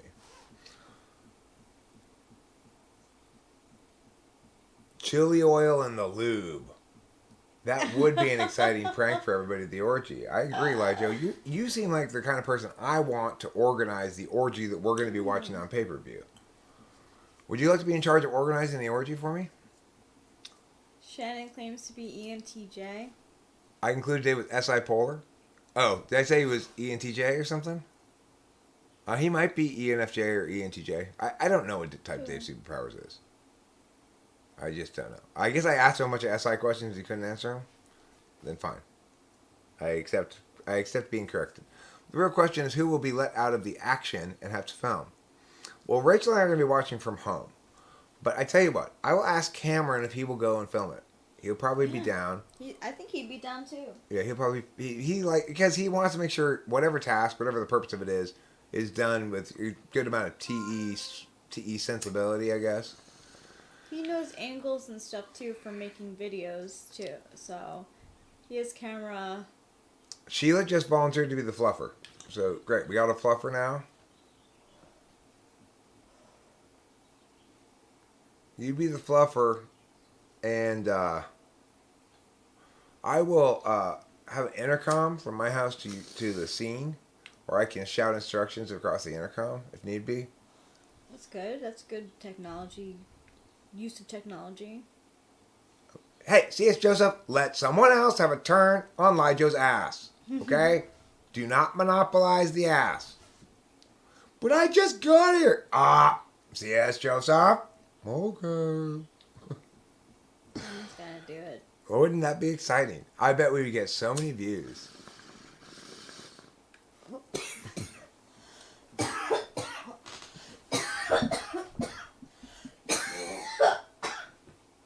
You believe they're the types they say they are? But why do you believe they're the types they say they are? Do you always believe everything that everybody says about themselves? You want 30%? That's a high cost for fluffing, Sheila. You would be the most expensive fluffer in history. Alright, well what if I only have you fluff pillows?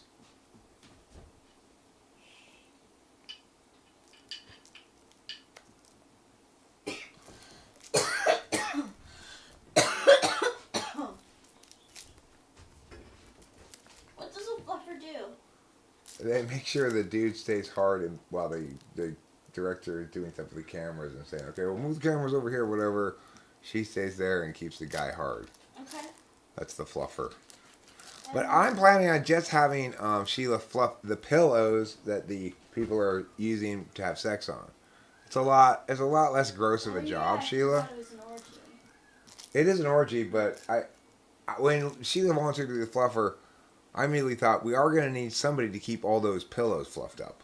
Because I know Lijo and Megan Lavoda both complain about the coldness of hardwood floors on their bare ass.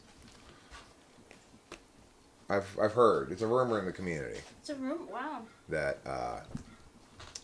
if you ever bang either Megan Lavoda or Lijo, don't try to do so on their hardwood floors. They hate that.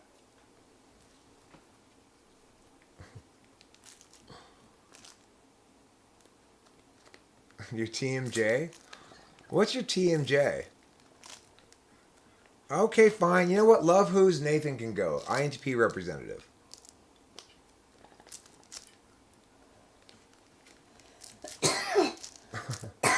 We haven't abandoned the boxing thing. The orgy is just a joke. We're not actually trying to organize an orgy. The boxing thing, I actually am trying to organize it and have not given up on it at all. But yeah, I'm assuming that, first of all, I have no desire to actually put together an orgy. Second of all, I'm assuming those many people I just named, that none of them would want to participate in this orgy. In reality. Mm-hmm. I mean, maybe we discover that they're all a bunch of big pervs, but, maybe they've been doing it undercover themselves. Yeah, maybe they're currently already, maybe I've been excluded. I'd feel kind of hurt if it turned out that there's an ongoing weekly orgy involving Megan Lavoda's girlfriend, Lijo, C.S. Joseph, DSP, and Eric Thor, and Michael Pierce. And Shannon. And I wasn't included. I wasn't invited. I would have said no, but I want to be invited. That's only decency. That's politeness right there. Everyone's a pervert behind closed doors. I'm about as perverted in front of closed doors as I am behind them, which is to say, not hugely perverted, but nevertheless, I'm a heterosexual male, which means I do things that don't make any sense. That's called sex.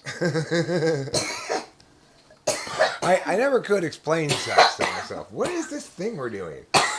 Why are we doing it? What? It's like, what's the point of it? What's the meaning to be taken away from it? Sure. And so it's like when I was younger, the meaning was always like, well, the meaning is you can feel secure as a man because you're hitting it, you know? Which is a terrible reason to have sex. Yeah. Now I realize, and then my, later on it was like, well, I have this physical sensation called horniness that sometimes I notice, and then before I know it, we've had sex, and it's like, oh well, now I'm not horny anymore. But whenever I think about it, I just think like, wow, that's so weird that we do this thing. Why do we do this thing? Why is this so? Why does this interest me so much? It's like,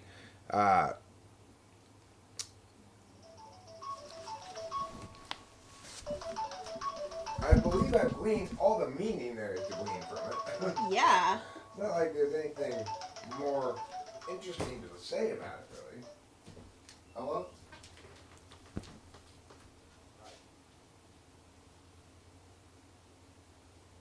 It's good to have healthy hormones.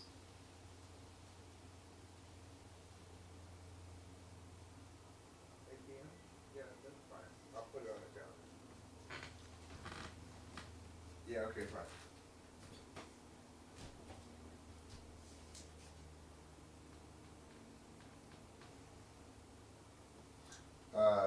Yeah, I'll put it on my calendar. No, I'd rather do 10 to 12. I'd rather do morning than evening. I'd rather be most often asleep in the afternoon.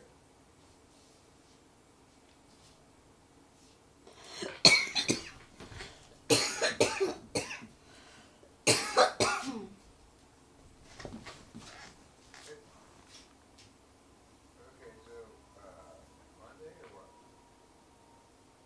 Yeah. Well, aren't we doing something 8 to 10 tomorrow?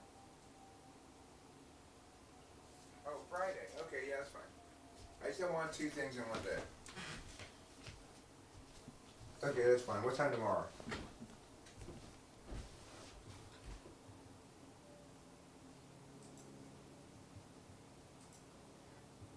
Okay, I agree. It's like and that's why it's not so painful, because we're doing bite-sized chunks. Half an hour is great. What time tomorrow, Friday?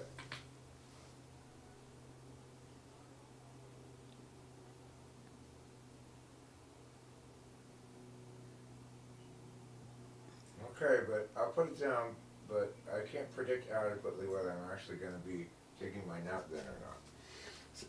But let me put it down. Let me put it down and assume it's going to be fine, because I got a lot of sleep last night. So tomorrow. Okay, what time tomorrow night? Okay, fine. 8 o'clock. So 8 on Friday, 8 on Saturday, 10 on Sunday. Okay, got it. Confirmed. Alright, sure, bye.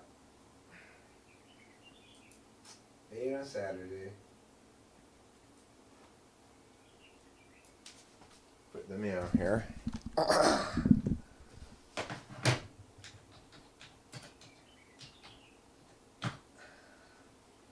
And then 10 to noon on Sunday.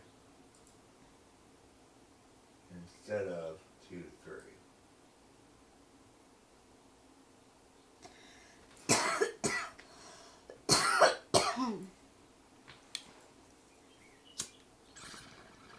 I want to edit this a little bit more too.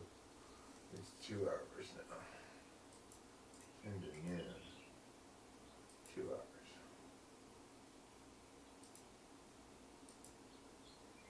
This and following events. Okay, there. I'm done with my brief work job stuff that I had to do there. If you were thinking, hey Eric, don't do that right now, you're live streaming. I get it, that's fair, but you know, sometimes you gotta do some things you gotta do. You know what I mean?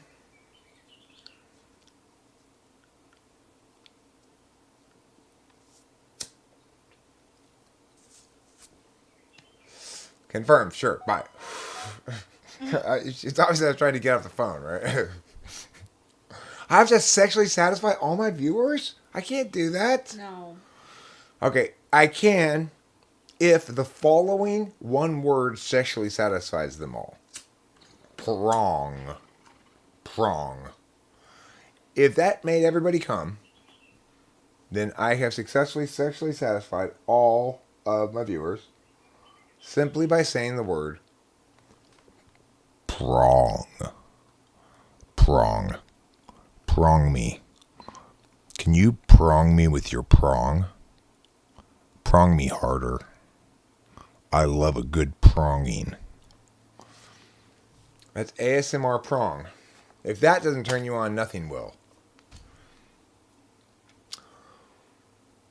Careful. If you're a woman, you might be having so many concurrent orgasms right now that you could have a heart attack. Right.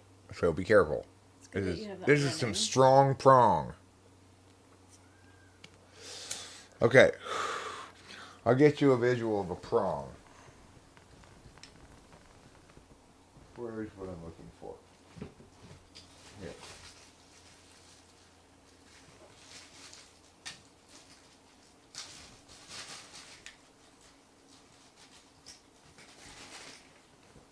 This is a metaphor for a prong. It's a metaphor for a prong. What is it? It's a gun ring. It's a ring with a little gun on top of it. Pretty neat, huh? Spork. Okay. After I prong you, then I might spork you. But if we spork, I'm the little spork. But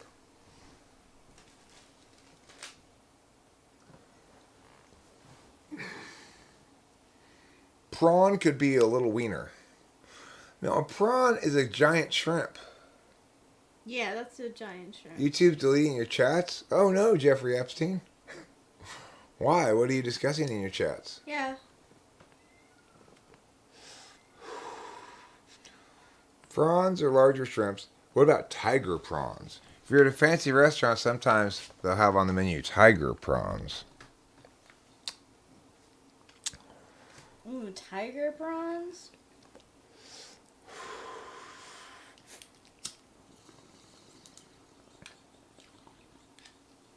I've got an unusual penis. Mine does a zigzag pattern to better avoid predators when it flies around.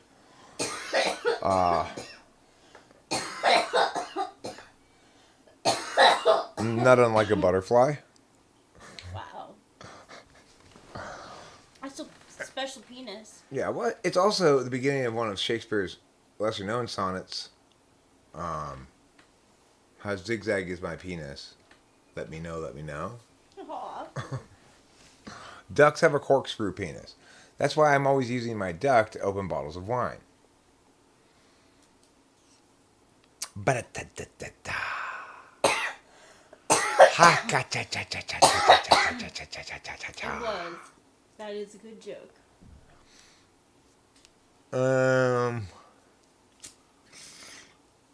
Jumbo shrimp is one of the rap stable now.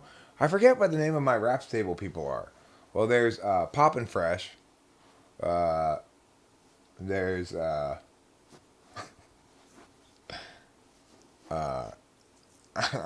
don't remember them all. I don't remember them either. You know, I just remember Poppin' Fresh. Well, he's the main man. He's like the Justin Timberlake end of the group. Yeah. Somebody at that time period came up with actually a really good rapper name. Yeah, I know. But I don't remember what that was either. It's so funny how Rachel and I consistently are like this. We both remember the incident that we're talking about, but we neither of us can remember the specifics of it. So, my hose for a zigzag. Well, there's that famous scene in Romeo and Juliet where Romeo sparks a blunt and Juliet says, "What are you doing? I didn't know you were into that stuff." And Romeo famously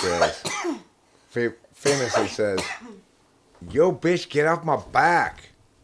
I'll be smoking what I want to be smoking." You remember that? It's just more modern interpretation of what the words meant. I could verbally regurgitate a previous line of dialogue.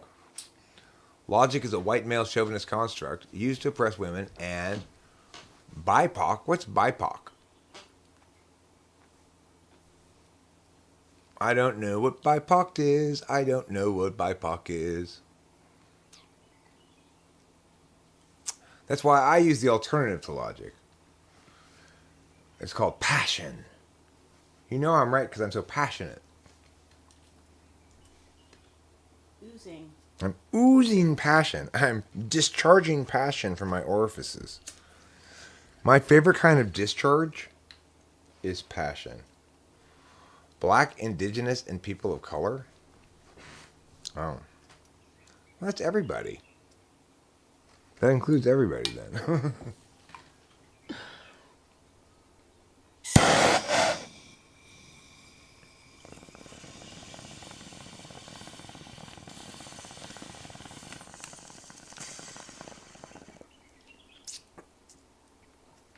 I mean, the thing is, what's so insulting about the idea that some people can be indigenous is that it renders them part of the ecosystem, like a plant or an animal, right? So it's like nobody would accuse me of being indigenous to an indigenous American, even though I was born here, right? So this quality of indigenousness clearly is one that says, these poor, precious people are like native plants, okay? They can't compete against plants from other places. We have to protect their ecosystem or they'll wither and die. Except, of course, people aren't indigenous to any place. It's like people can live anywhere pretty much. It's ridiculous to call anybody indigenous. We aren't plants. No. You know?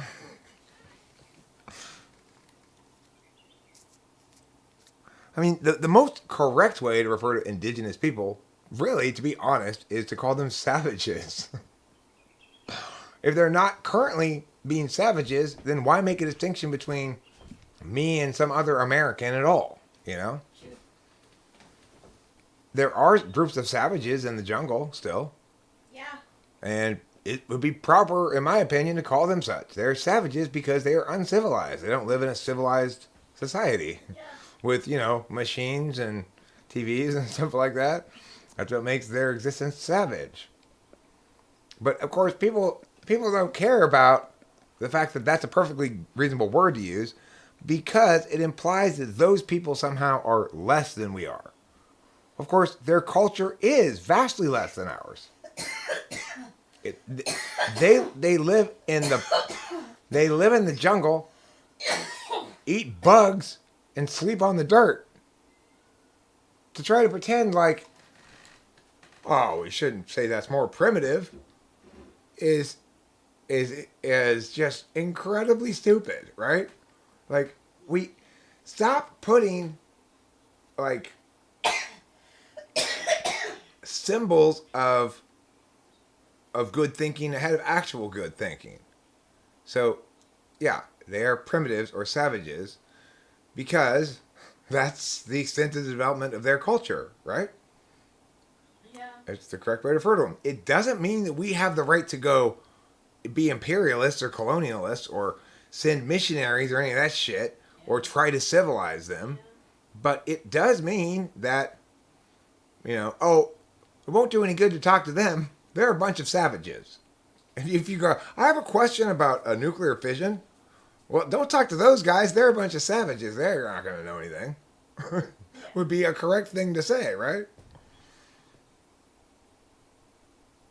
I am guilty of assuming species. It's true. I'm guilty of being speciesist. I assume that just because you can talk, you must be a human. That's not fair. Just because we've never encountered an instance of a non-human using human language doesn't prove that there won't be one someday. And you might be the first, you know.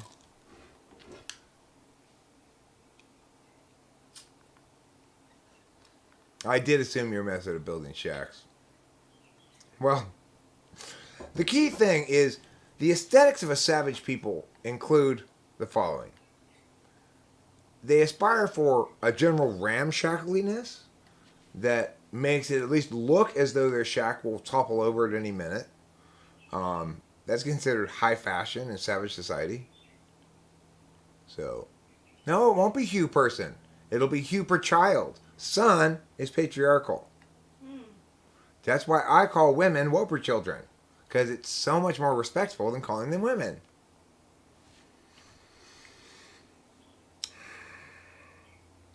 Adam split with Lilith and moved Eve into the garden where she felt like an apple salad would be a good idea. Is Lilith Adam's ex-girlfriend? Yes. Did she have BPD? Is that why he broke up with her? She sounds like a troublemaker, that Lilith. Depends on how you look at it. I mean, she loved sex. That's her thing. Lilith did? Yeah, and she wanted to be on top. She wanted to be on top? Yeah. Mhm. Oh, that's not godly. And Adam felt less than. He felt threatened? So they got rid of Hey, this bitch you got me is too assertive. Mhm. She's threatening my masculinity. Yeah. Okay, alright, we'll get rid of her. This next woman will make out of your rib. So she'll be more like what you want. She was so eager to serve that they ended up eating that apple. Because Eve was desperate to find something new to please Adam with. Mhm. Adam was finally satisfied. Oh good, it's like a bang maid. Perfect. That's what I wanted. I hope you killed that Lilith, bitch. No, she went to start a women's studies program in the land of Nod, actually. History's first women's studies program was opened in the University of the Land of Nod by Lilith shortly after the ejection from the Garden of Eden of Adam and Eve. Yeah, that is fantastic. Happy to hear that. She opened it in a sort of optimistic Chinese way. There's no people yet to be my students, but fingers crossed, someday there will. Lilith, well, she was a nymphomaniac apparently.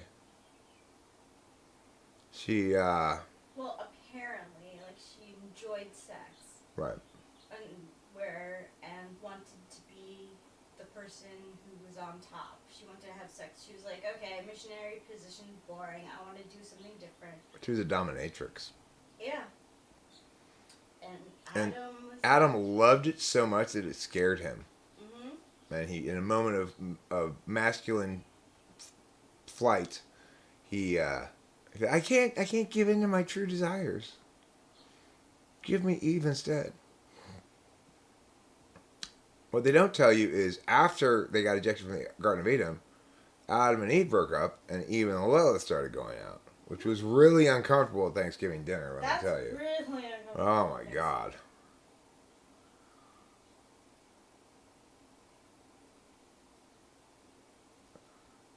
I don't think he was afraid of death. I think he found his masculinity threatened. Okay? Is that the same thing as being afraid of death? Yeah, Land of Nod, right. That's where the first women's studies program was opened by Lilith. Hi, Rachel Apollosa. Nice to see you. You are, and will always be, my very first Blue Wrench. Mm-hmm. That's special to me. My girlfriend is the first person I made a moderator on this channel. I thought it would be funny to pretend as though I picked Rachel because she was the only one who was qualified to be a moderator. It wasn't really very funny, but it still seems like a funny idea to me. Just not tell anybody that she's my girlfriend. Just be like, no, it's because you all suck and you're not good enough to be moderator, and she's so much better at moderating than you. Did anyone guess? Did anyone guess that we were together and that's why? Not until we revealed it. No, Okay. nobody guessed. But nobody got the joke or thought it was funny, or it's just too meta to actually work as a joke. It's just Eric's innie running amok. Eric, most religious texts were written by the equivalent of bored innie dom fanfic writers of ancient times. Agree, disagree? I think most of the religious texts were probably written by NI types who had come to understand their own truth and were trying to make it universal for everybody by writing it down as though it were so, you know? Because language has the capacity to, I mean, necessarily does, tend to establish claims as being true or false in a timeless sense, you know? Not, it doesn't include the particulars or sunset dates and stuff like that. I mean, I could easily enough write a religious text, but it wouldn't it wouldn't be motivated by my belief that I could convey the truth adequately through a religious text. It would be more like it would be an art project or a joke or something, you know?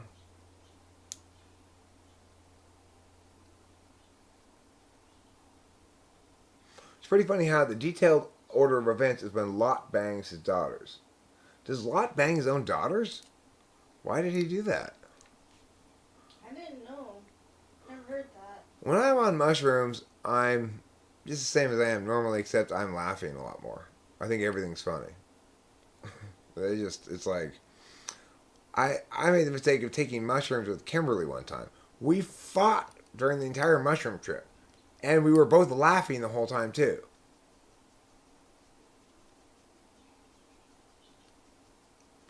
So the Lot's story in the Bible is that he was just peacefully sleeping, minding his own business, when his two daughters came into the room, got him drunk until he pretty much was blacked out, and then had sex with him. That's his storyline. That's his story he's sticking with. And the officials at the time were all like, yeah, okay, sounds right. But why did they do that? They did it to continue the line. You don't need to have sex with your own father to continue your bloodline. You just need to have sex with somebody.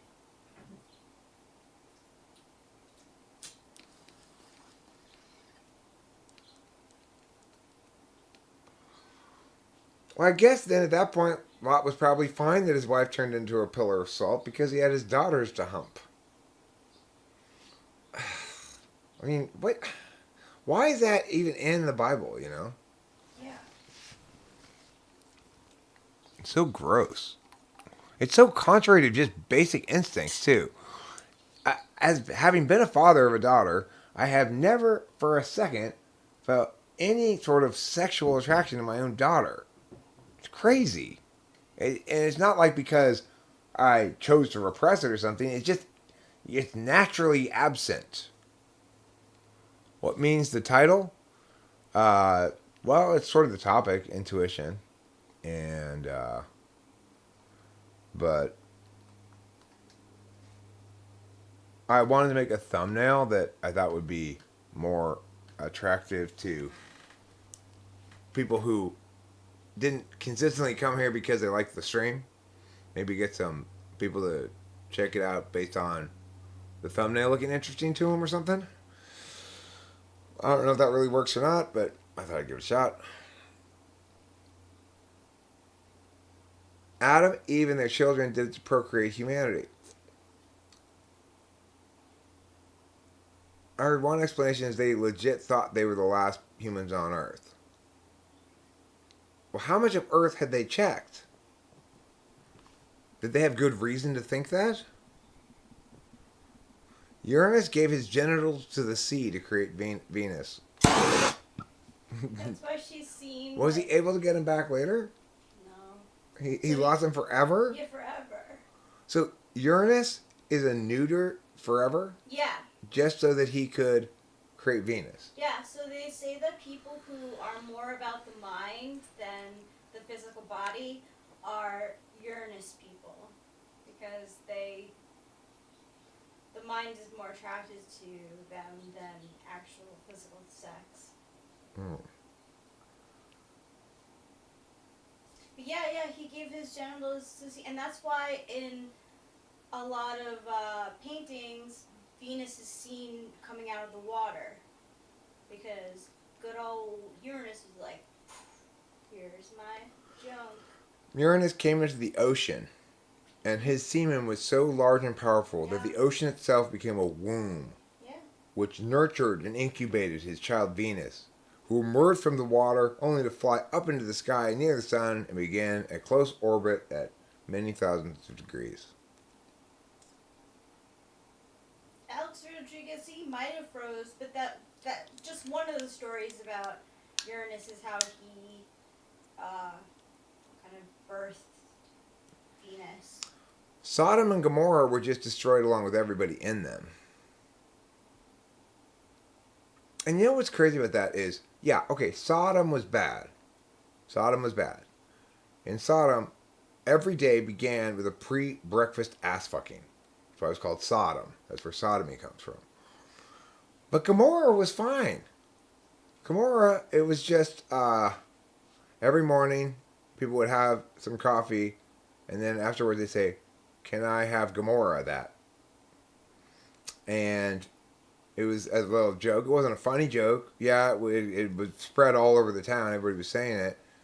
That's not a reason for God to execute the entire city, I don't think, really. A dumb joke, becoming popular. Oh, God doesn't like it, Christopher Caesar. God does not like ass fucking. It's been made very clear to me by Christian people many times that God doesn't like it because that's not what he put that hole there for. It's like, hey, I put that for you to poop out of. Stop misusing the hole I put there for a specific purpose for some other purpose. It's not okay. Now, some crazy people out there think that fellatio, for example, counts as sodomy. No. That's not sodomy. Sodomy only includes things I don't like. That's the rule. If fellatio were sodomy and sodomy were a sin, then I'd be guilty of some sort of sin for liking that, But I don't like to put my penis in somebody's butt, so that can be a sin because it doesn't impact me. This is my calculation. It's a magical thinking framework, so I get to choose randomly anyway. So, what's my lesson? If you're going to tell someone not to do something and then punish them so you can enforce your lesson, how does it make sense to punish them through death? Because your lesson would have been pointless anyway. Well, prior to Jesus, the only way they would have avoided hell is if God himself kills them, because then they're even, so they get to go to purgatory. That's the way it works. So he's actually helping everybody. God was. He's preserving them from the eternal damnation that they were sure to suffer at the hands of had he let them die of natural causes. Especially the newborn infants that he slayed. Wow. He really did them a favor. They didn't even have a chance to sin. They're permanently in limbo. Oh, religion's funny, huh?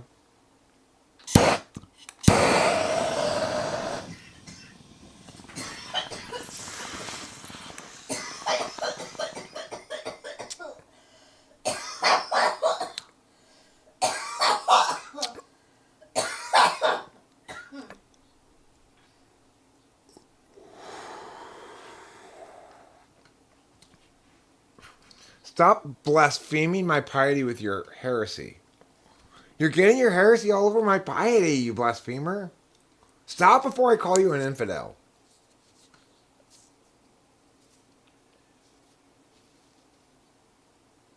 That's funny. In porn, men give blowjobs like they love men. Women give blowjobs like they love the camera. Well, I suspect in that instance, it's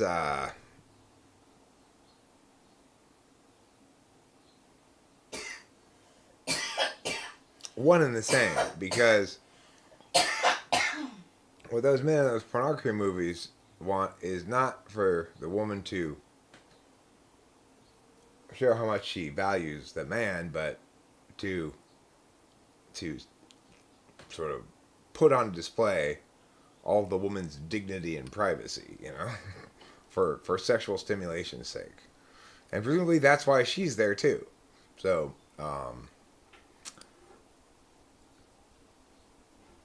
yeah, probably gay porn, I would guess. I guess it's probably not very. I would guess. I don't know this. Please don't be offended if I'm wrong. I could be wrong. I would guess it's easier to find men to participate in who want to or are willing to participate in gay pornography than it is to find women who are willing to or want to participate in heterosexual pornography. I would guess. I saw a documentary about young women from like small towns that have nothing going into porn. But so I think it happens a lot. However, what they discovered in this documentary is that the life shelf of being a porn star is very short. So, like, a lot of the girls, like, they get into it, but then they, like, leave. So, I think you are right. The other thing is, from what I understand, there really isn't any money in porn anymore. No, there's not. So it's like, you know, when you have shit tons of amateurs uploading their own porn, even if you are a good production studio and you have good production values, that might get you more views on your porn. But the thing is, what I believe men cue in on which porn video they want to watch, it might be influenced somewhat by production values, but it's mostly all about the girl. So it's like, you want a girl who, well, I guess it probably depends on your taste in porn, but in my opinion, the ideal porn girl is very, like, eager to get manhandled, but also visibly embarrassed a little bit and ashamed of herself for her own voracious appetite. So it's like, that's I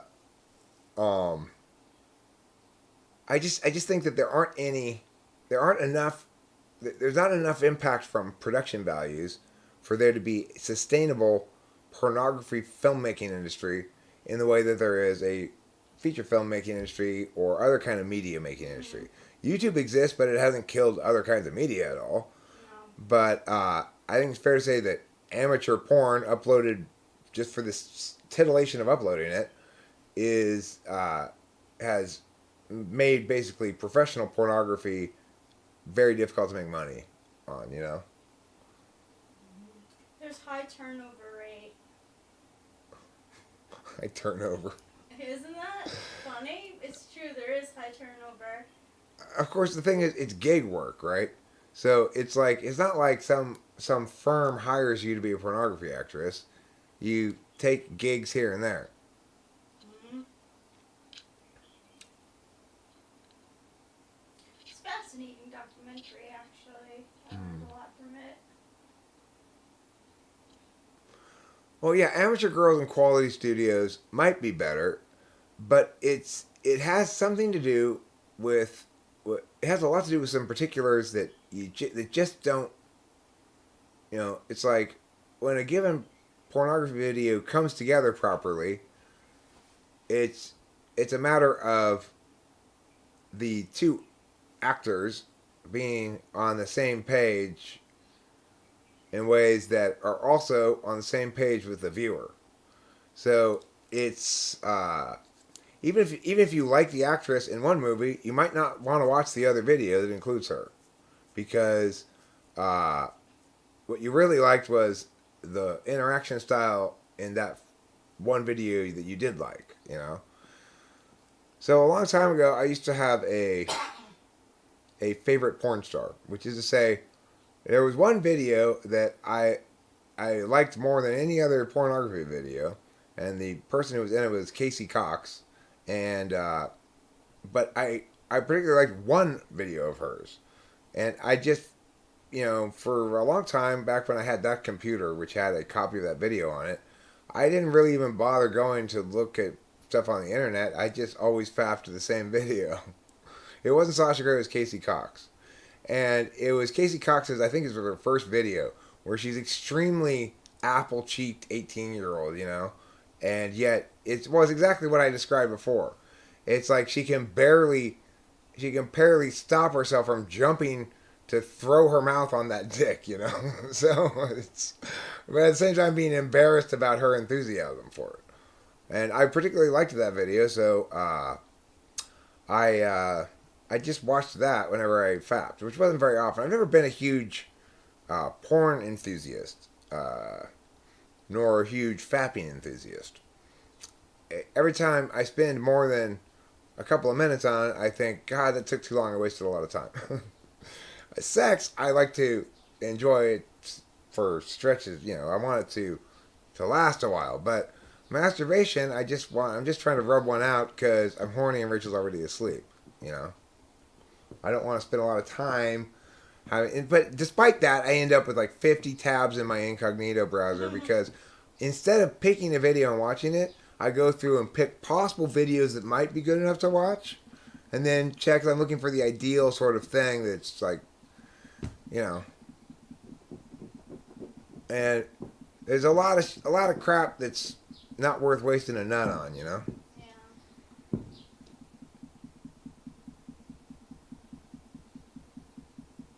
T.I. and his vulgar honesty. I don't see any point in people being all secretive and private about shit that's not bad. To me, secrecy and privacy correlate with you've got something to hide. Now, I know that's not a popular position amongst privacy advocates, and I get that it's argumentationally not a good reason to oppose privacy. I'm just saying that's my gut feeling about it. Well, I mean, I feel the same way. I do the same thing.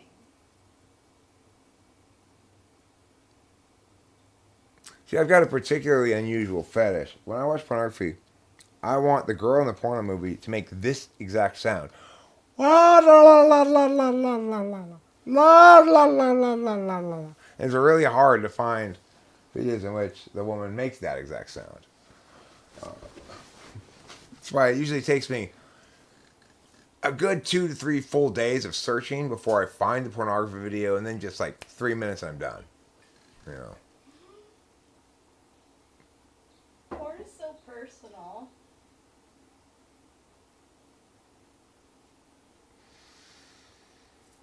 Yeah, Ryan S. Just think of all the potential children you've thrown down the toilet in a sticky, wadded up piece of toilet paper. Those are your future children you're throwing away. People can use perfectly innocent information about you for evil purposes and be successful. I mean, they could also just make up random shit about you and harm you with it and be successful that way. They could also drive by your house and throw a rock through your window. I'm not going to live in fear, you know? I don't live in fear of somebody possibly exploiting what's the truth about something that's not bad against me, right? If they can successfully use the truth that I smoke weed against me, well, then I've done an inadequate job of making my arguments and of normalizing the behavior and making people understand that I am the perfect example of why you should not draw conclusions, random stereotypical conclusions, about weed smokers that aren't based on their actual behavior, words, or thoughts. Just because I smoke weed doesn't mean you can conclude shit about me that you might think you can conclude about weed smokers. If somebody else wants to try to use the fact that I smoke weed against me, let them. That's fine. That's why I do it on camera. Because I want that topic to be addressed directly. I want people who make the wrong point so that I can rub their nose in their own feces so they don't do it again, you know? That's the point.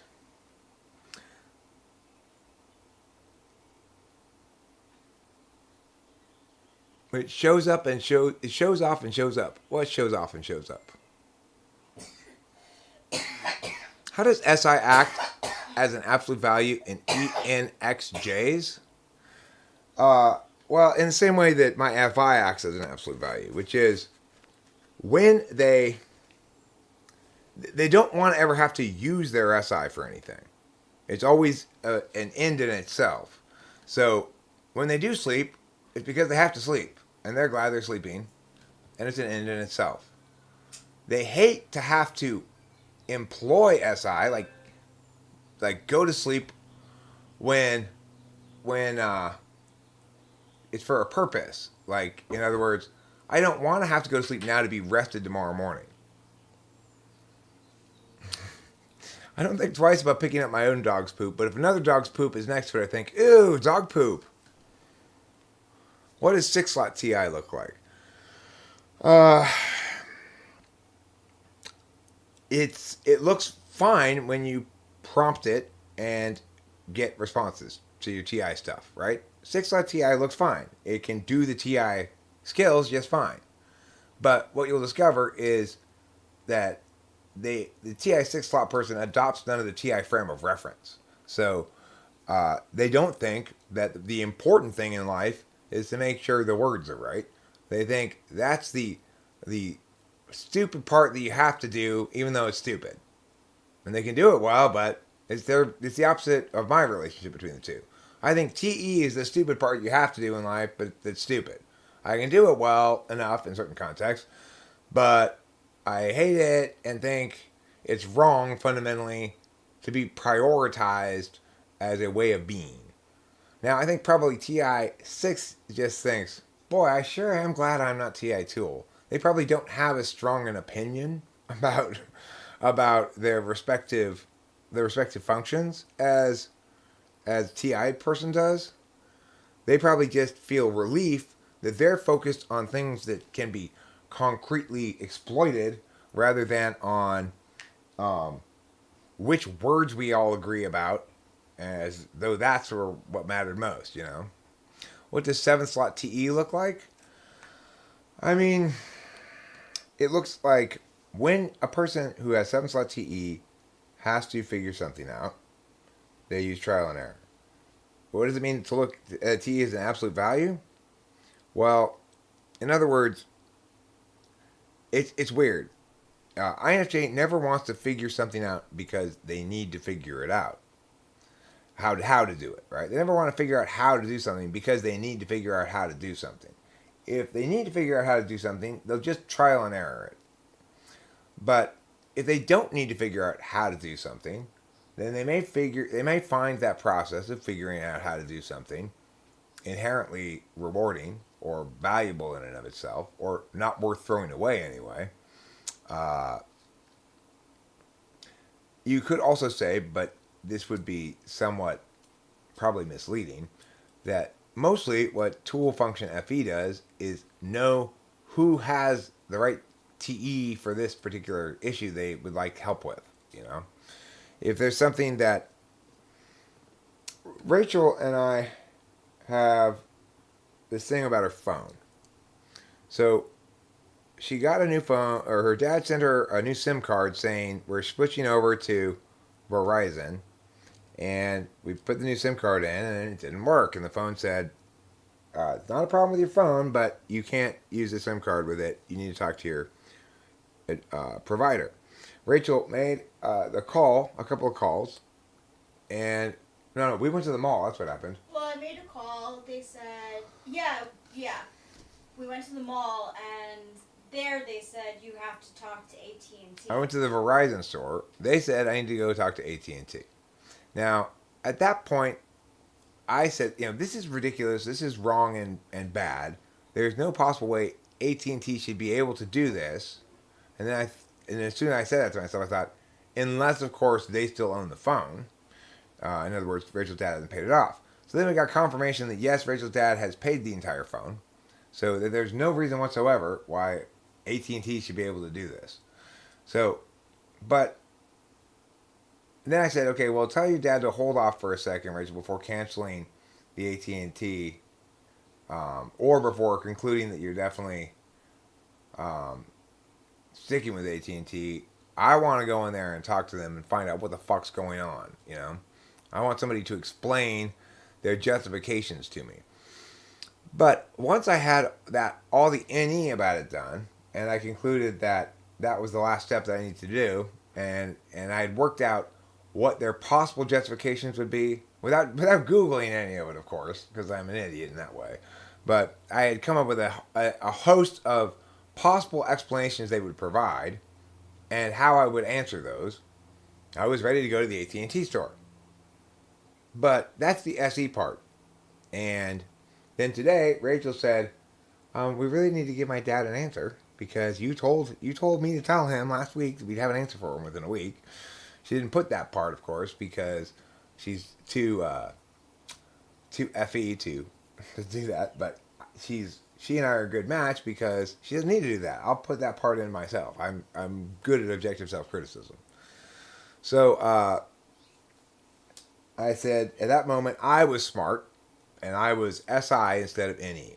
Instead of NEing or NIing even, or whatever, I just said, know thyself, Eric.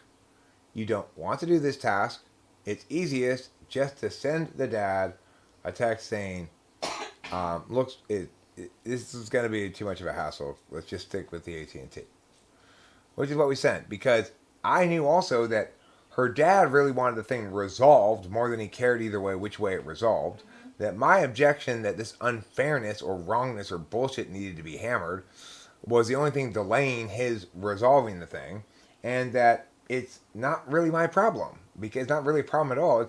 It's his problem. It's any problem because he's chosen to take ownership of it. So at that moment, I just said send him that text and meow meow meow.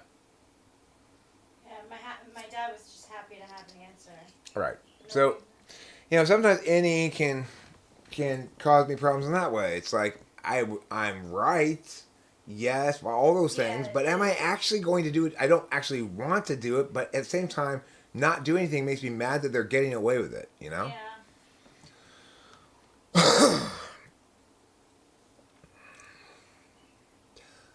Christopher Caesar is saying something very interesting here. The trickster function and archetype does not denote ignorance or befuddlement, but the trickster presents itself as a double binding agent, one in which the subject uses the function to trap themselves and others in an attempt to bypass said function. Now, what is the trickster function? Is it 7th and demon is 8th? I can't remember which is which always. Is demon 8th and trickster 7th? Which is which? One of them is which, right? Is witch and trickster the same?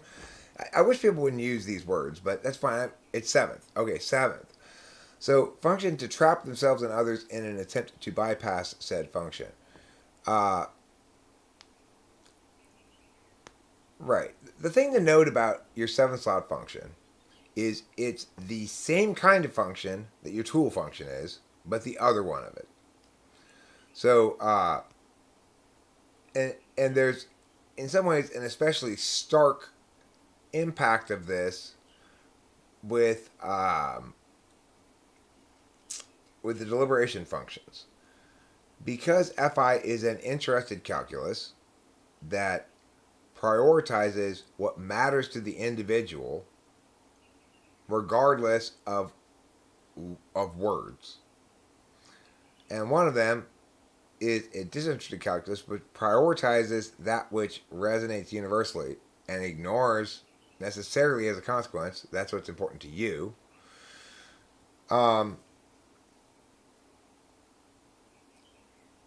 It's basically like this. It's like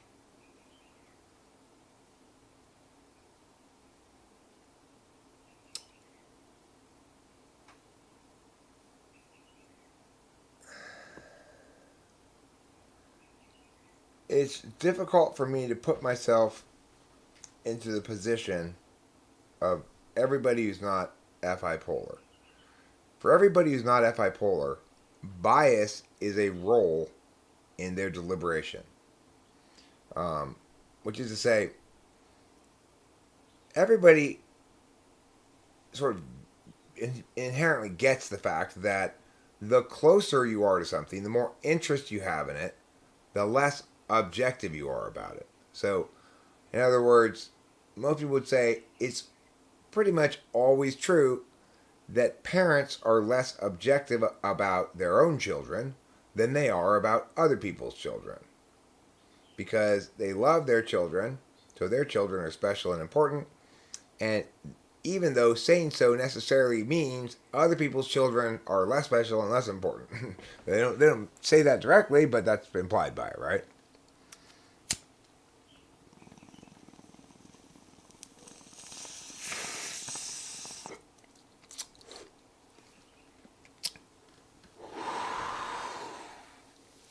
The thing to remember is that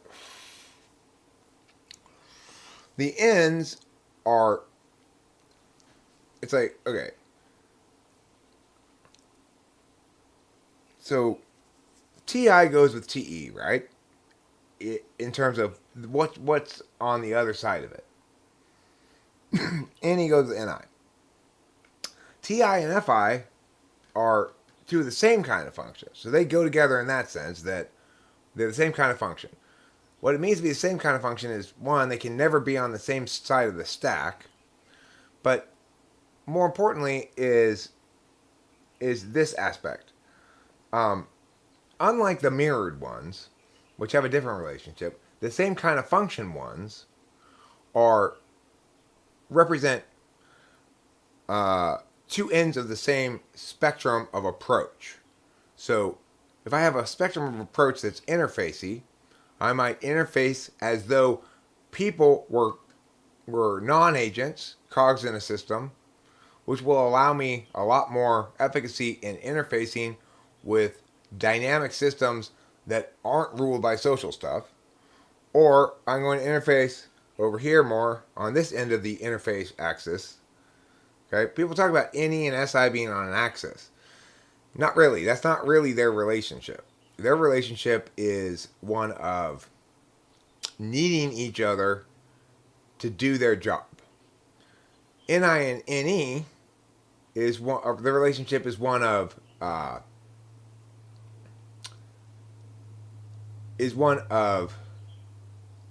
having the same priority, basically, truth, correctness, universal correctness. SI and NE need each other. NE generates ideas for SI to keep track of. SI reminds NE of things it's already thought of before, so it can build off of them and not only build off NI all the time. Now, TI and FI, that kind of relationship, same kind of function, is a kind of relationship where it's like TE and FE, where they're two ends of the same kind of thing, same spectrum, as opposed to NE and SI, where they're two different kinds of things on a different spectrum, each on its own spectrum, and though they link to each other in the sense that for this spectrum of attention to be effective, this spectrum of attention needs to contribute a part as well. Some of the time. It's not exclusive, not all the time. I don't have to use introverted sensing in generating extroverted intuition. So,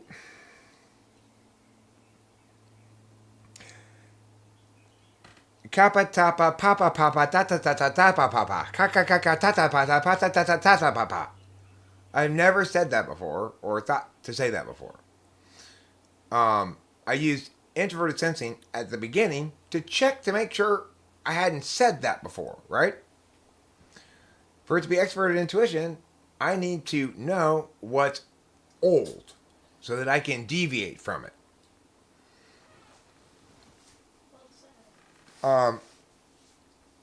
With introverted thinking and introverted feeling, it doesn't work like that at all. I don't need to know what I disinterestedly want in order to know. I don't need to know what I interestedly want in order to know what disinterestedly is most fair. In fact, they're always going to run against each other's interests when they come to different conclusions. So if you're an FI type, you're going to have a hard time being an objective judge of a question that you have and that you care about, that matters to you. Which is why I can never get through to ESFPs or ENFPs about politics at all. Because for them, politics is a matter that they deal with the same way they deal with everything else. Their introverted feeling, their tool function. It's the standard tool they bring out. So they know their political positions are important to them and that they represent an important part of themselves.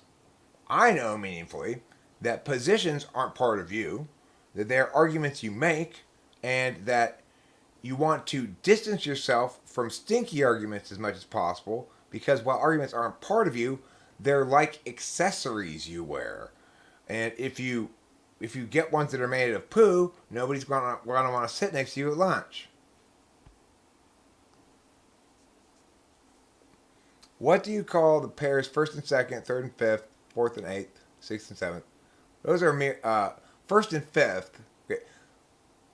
Those are okay. So 1 and 2, I usually just refer to that as I'll typically call it the ego block if I refer to it as anything, because that's what socionics calls it, and it's as good a name as any. But your dominant and your second define everything else in the stack and define who you are. So it's the ego block. But where's the mouse? I need to scroll up.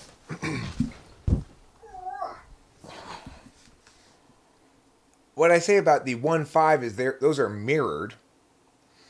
When I say something like mirrored and flipped, I mean like 2-7. Flipped would be like 2-3 or 1-4. So SI and NE and TI and FE are flipped functions. NI and NE, SE and SI are mirrored functions. TE and FE, TI and FI are flipped and mirrored functions.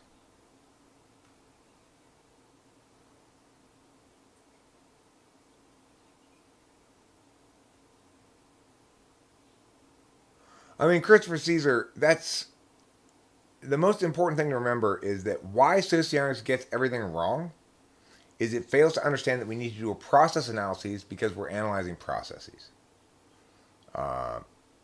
That process analysis, as a consequence, then would compel us to begin our analysis by understanding the system as a whole, made up of agents, objects, and fields, right? Agents being a specialized kind of object that can take independent action. So, if we want to talk about how individuals pay attention, remember they're an agent who's taking some kind of action, in other words, executing a force vector, possibly upon an object, on a field. And if we're going to model human attention, we have to use that basic understanding of things because that's the only way to model something that involves the various components that cognitive functions involve, which is to say, different kinds of objects, different kinds of fields, different kinds of force vectors or attention vectors, and different positions related to that force vector, whether you're the object of it, the subject of it, or the observer of it. So now that we've begun there, we can begin to think correctly. Socionics is way 1,000 miles over there, but they didn't begin at the right spot, did they? They didn't begin at the right spot at all. So that's why they keep getting increasingly wronger as they go along, because they didn't do what I did, which was start to try to comprehend everything, fix what I saw that was contradictory and wrong. So I started by reading socionics. I expected socionics to provide me all the information I needed. But I, being a debate coach, am highly attuned to wrongness. So I started spotting various things that were contradictions and wrong, and I tried to think, okay, well, why is it that socionics is wrong about this? What does it represent?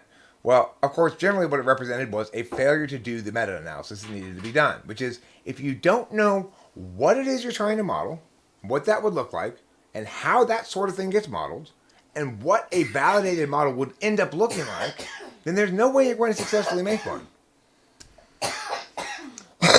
Now, in contrast, I scrapped my first two efforts that were wrong too. Look, we're all trying to figure out the same thing that's not been correctly figured out yet. Socionics did the best job prior to me in trying to get it, but they still fundamentally got it wrong. It's important to remember these are not competing systems.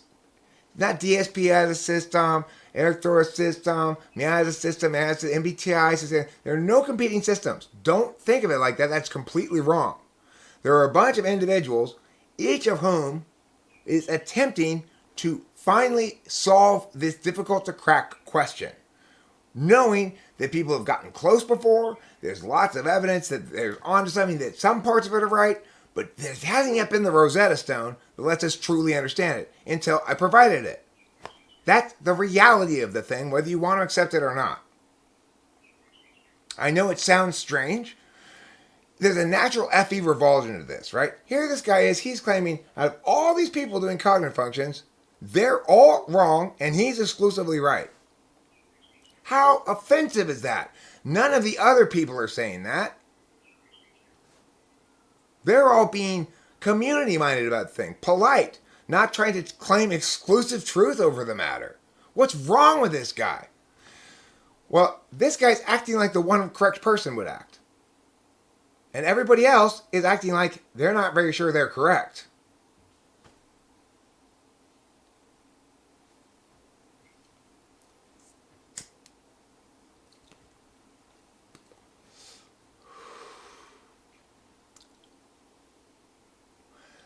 I maintain the following statement that I always state and maintain. To the extent that others disagree with me substantively about what I am saying, they are wrong.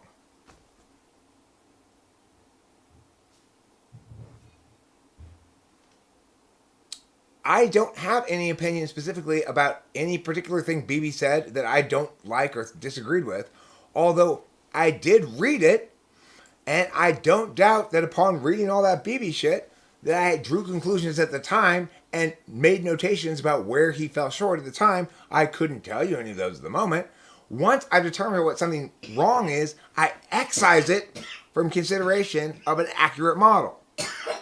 So most of the things that I learn when I read and research, I learn what to exclude from a correct thing. That anything features this is not correct.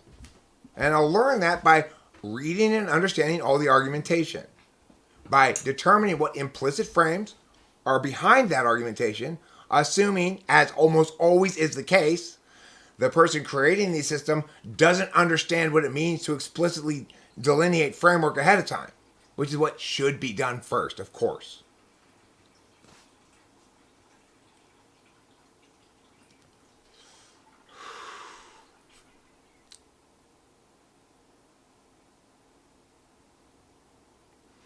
Look, these terms I'm using, mirrored, flipped, and mirrored, flipped, are just terms I'm making up for my convenience. If you don't think you like them, choose whatever terms you want. They're arbitrary terms. I think of it as mirrored because it's on the other side. Skygear is saying, but I would think 1 and 4 is mirrored. These are just, there's no reason to prefer my terms. They're just the terms I'm using, okay? I call mirrored like 1, 5, 2, 6, 3, 7, 4, 8. I call flipped 1, 4, or 2, 3. And I call mirrored and flipped like 1, 8, 2, 7, 3, 6, 4, 5. Okay? Those are the terms that I use, but there's no particular reason to prefer those terms or anything like that.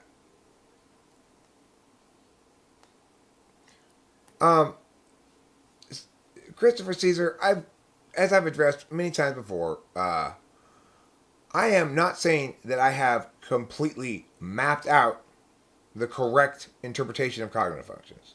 There's a number of spots where I still have some questions. I've brought them up before around here and raised them and said, these are areas where I'm not really sure how to answer that question.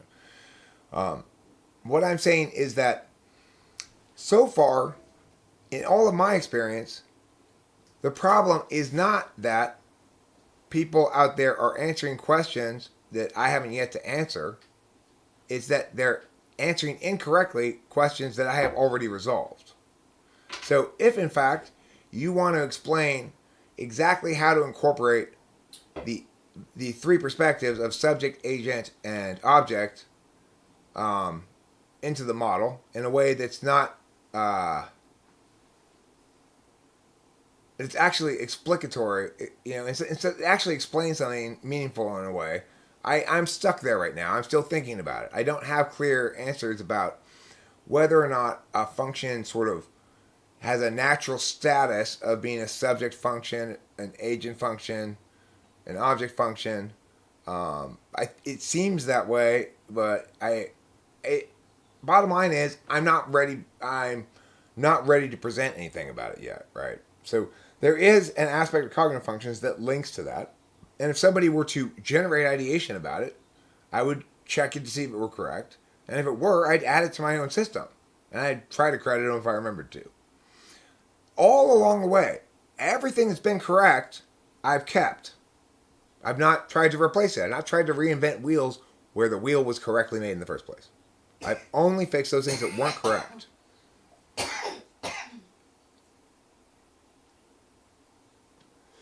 Right, but see, Fate Wind, this is why it's critically important that we be correct, right? So Fate Wind points out there's so much to just one function. It's not just one attribute to one function, right? So in other words, when we speak about functions, but the way to understand things, though,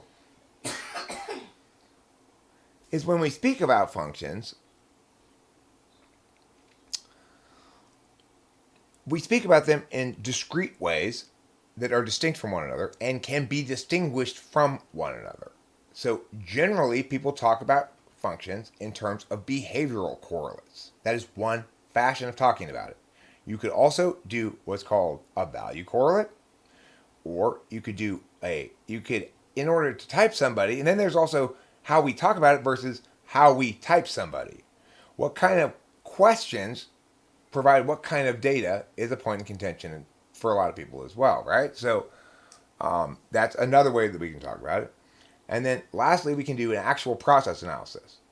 A process analysis is something where you say we could attempt to model this such that we could represent a primitive version of it at least symbolically in a simulation, and we'd be able to predict how the simulated humans in this simulation would behave under certain circumstances, or how their identities would turn out over time, given certain conditions, based on the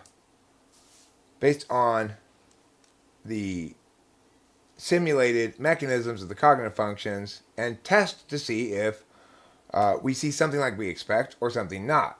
Now, obviously, the empirical establishment of exactly of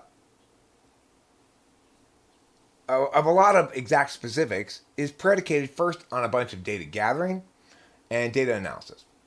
I'm not going to do that. And I don't need to do that to be correct. I'm the person who got it right. Other people can do the legwork of finishing the job for me. Because I don't want to. And that's fine. I'm the special person who came up with the genius idea that lets everybody else begin to get it right. Okay? That's what I am. The thing is, it doesn't matter how bold the claims I make about cognitive functions, typology, or whatever, I get meow pushback. If I say one goddamn thing like I'm saying right now, about me being responsible for being correct about cognitive functions to the exclusion of others, I get massive pushback. Which shows you that the people who are pushing back are not actually pushing back on what I'm saying. They're pushing back because they don't like the fact that one of the additional meanings about what I'm saying is aggrandizing about me, and that I'm the one saying it, making the FE mistake.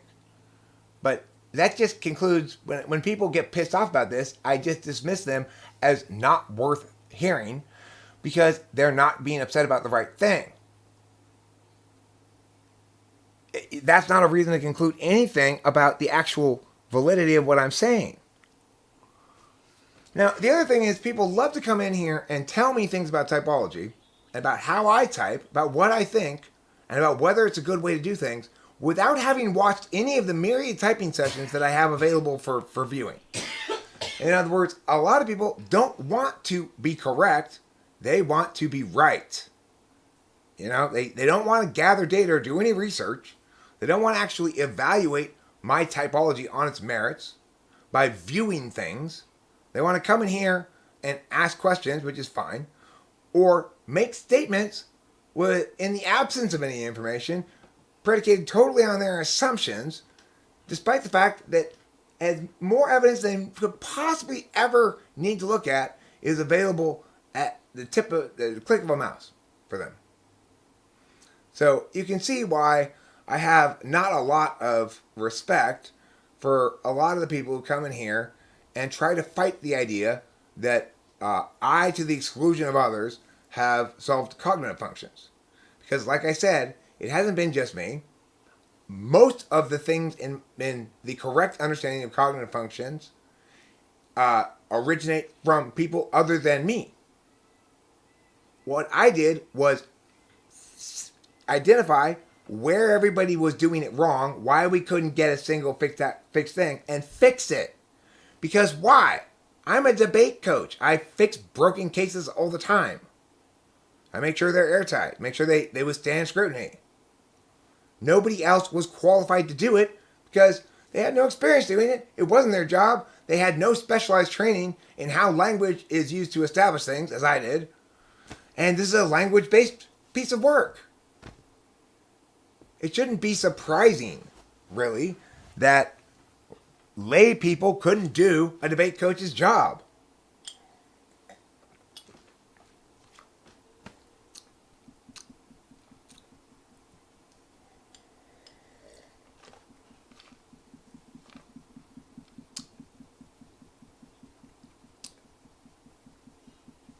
Can't FI value objectivity and taking an attached standpoint when making a decision or claiming something? So it basically looks like TI in a sense. Well, this is a perfect example of what you're talking about. Rachel's dad, who's an ENFP, got a job as a security person at some sporting event and was told by his bosses, don't let anybody in this door unless they can show you this badge. Doesn't matter who they are, even if they're a player or whatever. And Rachel's dad did his job, and a player, sure enough, came to the door, a famous player that he easily recognized and knew that it was on the team and belonged there. But he said, I'm sorry, I can't let you through this door because you don't have the badge that you're supposed to have. And I am being consistent, absolutely consistent with the instructions. I'm going to be TI solid. This is a absolute value of TI for an ENFP. Note how very, very, very different it is from TI, actual TI, right? It's like my FI is a very primitive, almost laughably primitive version of FI, just as an ENFP's TI is a laughably primitive version of TI. So yes, he's being consistent with the instructions. And he's doing his job, and he's making sure he's not deviating, letting his emotions, who he likes this player, letting his emotions control decision making. He's using his TI. Of course, if he were an actual TI user, he would say, well, regardless of what the bosses said, I'm aware of why it is they're saying this. They want to preclude the wrong people from getting through this door. They don't want, arbitrarily, me to apply this standard when it doesn't achieve a larger goal, because there's nothing as an absolute value that could possibly be attained by simply making sure that everybody shows you this badge. That's how a TI user would think. Of course, there is an absolute value that can be attained through it by everybody just showed you the badge. It means that when the one person who looks exactly like the player tries to come in and fool, they won't get in anyway. That's why, right? Mm-hmm. But TI doesn't like that, because TI says, I want to use the merits of the thing to make judgments myself about it. I don't like how this rule has neutered me of my judgment making capacity and said, you don't need to think or deliberate or decide about whether anything's right or wrong. You just need to follow this instruction.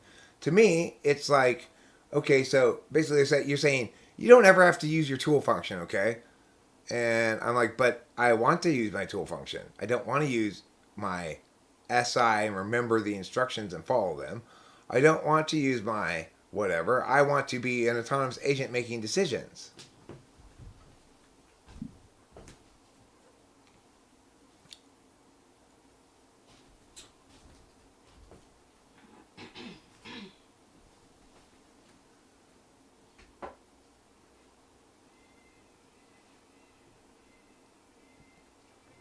Well, you might call FI autological would be a better way to put it. Autological. It's like autoeroticism, right? It's the logic of the self. I have a video on it. On which kind of logic everything is. Like NI's mythological. There's a video where I articulate which kind of logic each one is. And some of them, there may be an interpretive equivalency between your term and mine. Others, my term will clearly be more correct. So I'm not saying that with something like that, there's an exclusively correct answer. However, for some of them, and there is an exclusively correct answer. So the exclusively correct answer for extroverted intuition is analogical. No other word is correct. to describe it if you're using a kind of logical. Okay?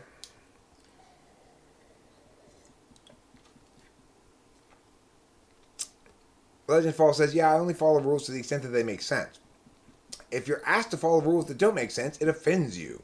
Because you're being basically told your tool function can't be trusted. You and your tool function can't be trusted.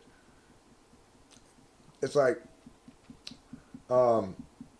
here are the answers. I've written down the answers to the logic puzzles that they're going to ask you on the way on your quest. Just whatever you do, no matter what you think, just read the answer I put. And then the logic puzzle is like, if all pigs fly and I fly, am I a pig? And he wrote down yes, and I'm expected to just read it? No. I'm going to think it myself and go, the answer is no, so I'm not going to follow the instruction. Because what makes sense is more important than your instructions. Your instructions represent to me what you would like me to do. Whether or not what you would like me to do is the right thing to do, really has everything to do with whether or not you earn my trust in that regard. If it turns out that over the long haul I've found everything you tell me validates, I may begin to trust you enough to hand off my own deliberative habits and assume that you've deliberated it out correctly. You know, maybe. But even then, I'll probably habitually just double check it myself. You know. Why are you crying, Lijo? What did Winston's mom say? What about the terms inductive and deductive? I don't like the word inductive. Deductive refers to something very specific, which is things that are deductive are basically tautological. So everything in logic can be reduced more or less to tautology.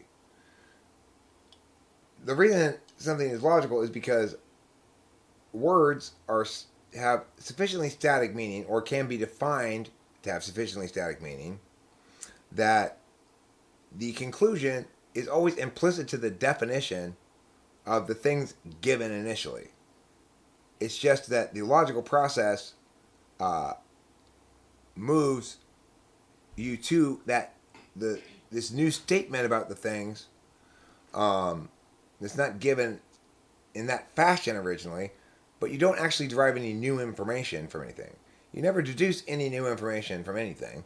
You're always deducing something that's already implicit in the definitions of the terms you're talking about. So,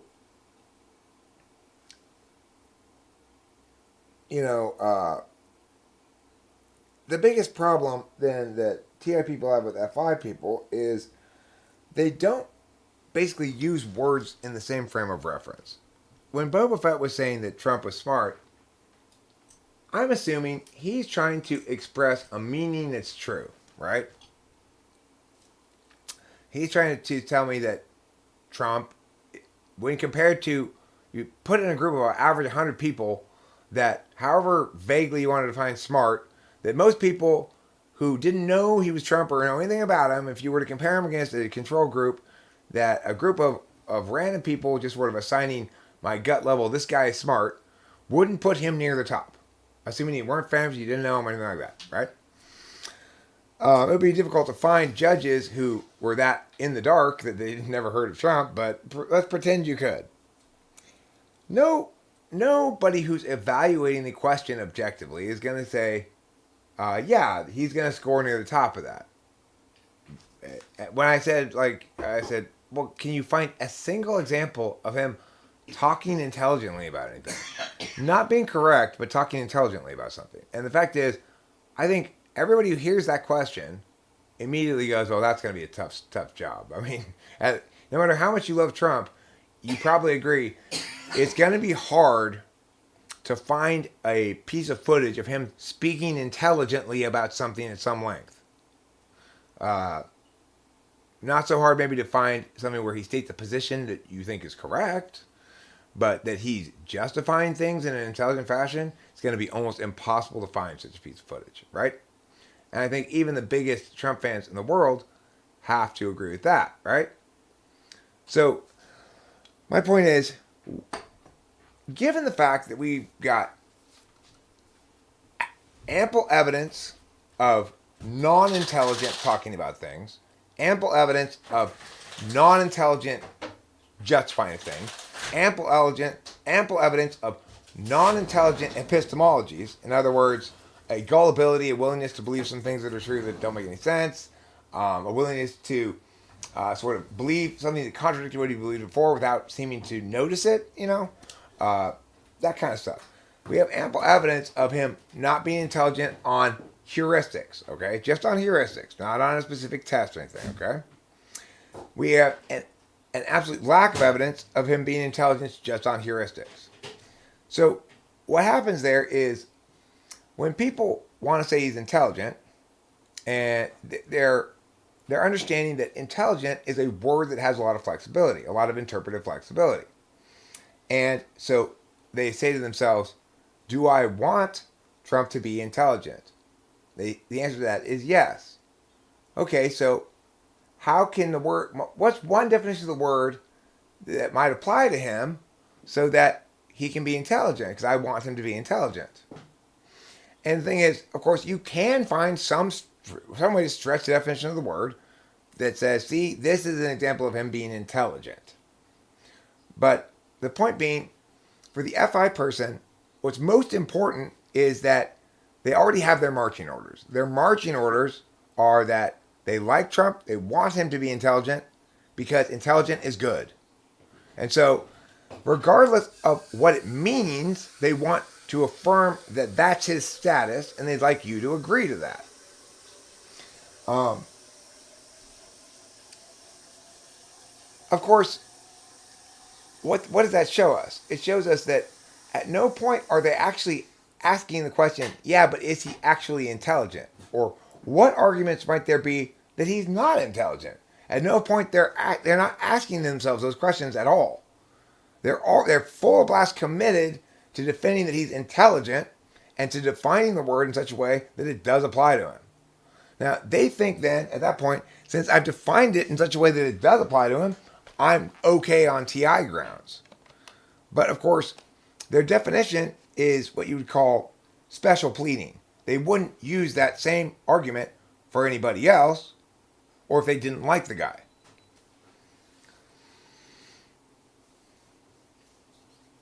And so the other thing is, note, when I'm saying Trump's not intelligent, I am not trying to convince you that Trump is bad. Or say, here's why we should disrespect Trump. Or here's why he's a failure or anything. I may or may not think he's bad, a failure, or whatever. But the issue of his intelligence is entirely separate from all those things.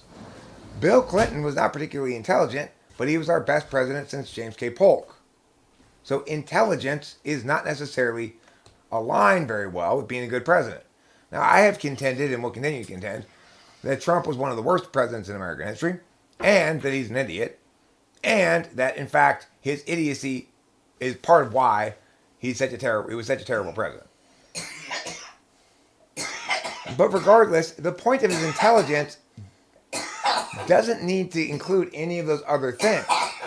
It's a distinct point about which one should be able to answer it honestly, regardless of whether a TI person expects you to say, yeah, I know he's dumb, but I still support him anyway. Because that's the truth. Instead, an FI person says, I support him, so I can't say he's dumb.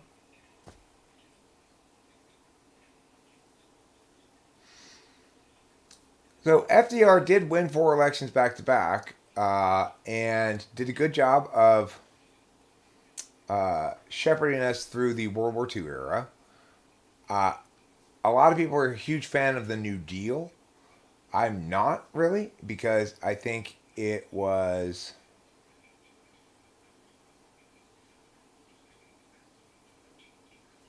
Well, I'm not totally opposed to it, but unfortunately, it's one of those things like World War II that does more harm as a historical reality than it did good as a contemporaneous program,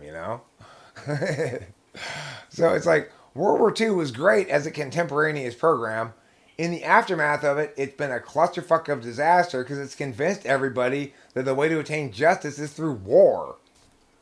Um, Same thing with New Deal. It's like the New Deal itself was pretty effective, pretty cost effective, actually created a fair amount of infrastructure that we need and use, and the outcomes of it weren't too bad in terms of expanse of federal overreach in the contemporaneous moment.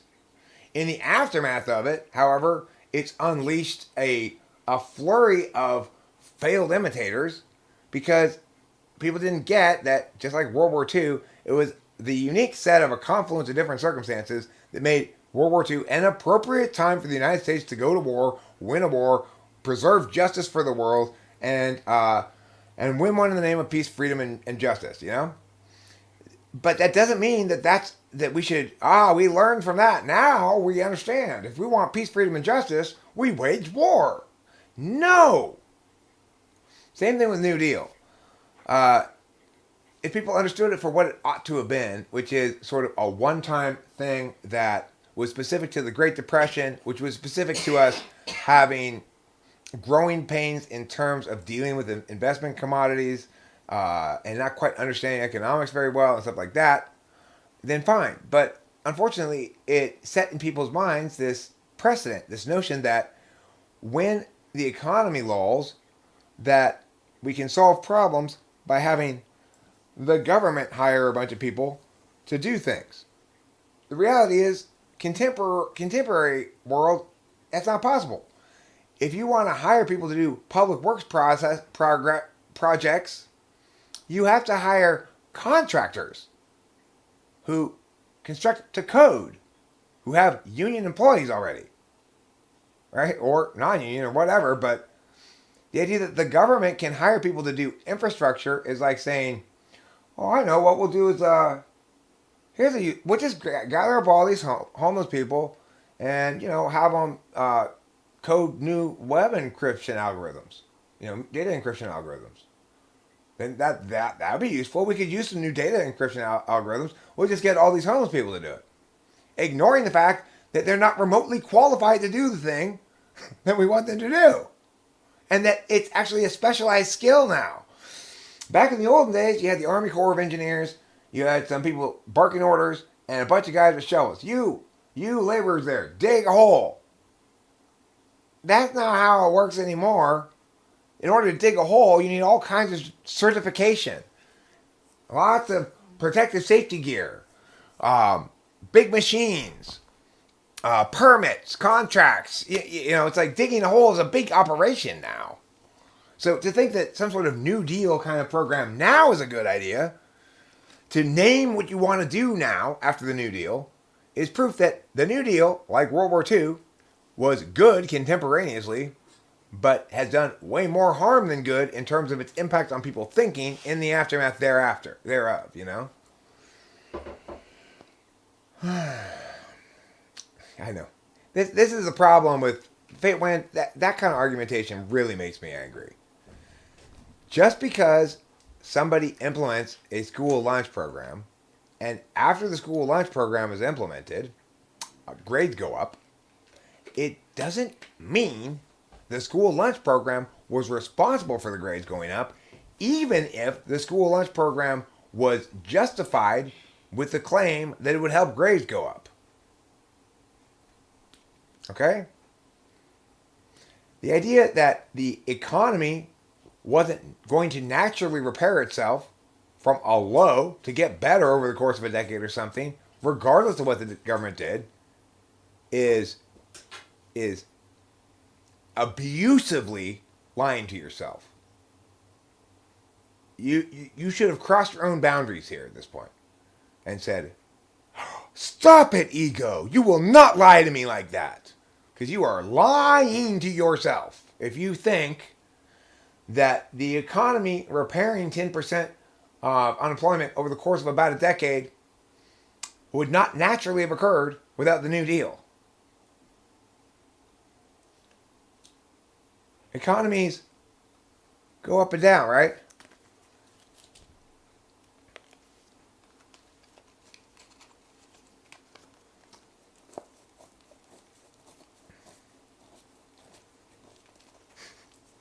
Now, granted, if the school lunch program made sure there was a little bit of meth in the mashed potatoes, then yeah, I believe with Sky Gear. We could directly attribute the better grades to the school lunch program. Yeah. Until all of a sudden, of course, the grades started plummeting, and everybody started picking at themselves. And little Joey and Susie were masturbating in the back of the classroom again today for 6 hours.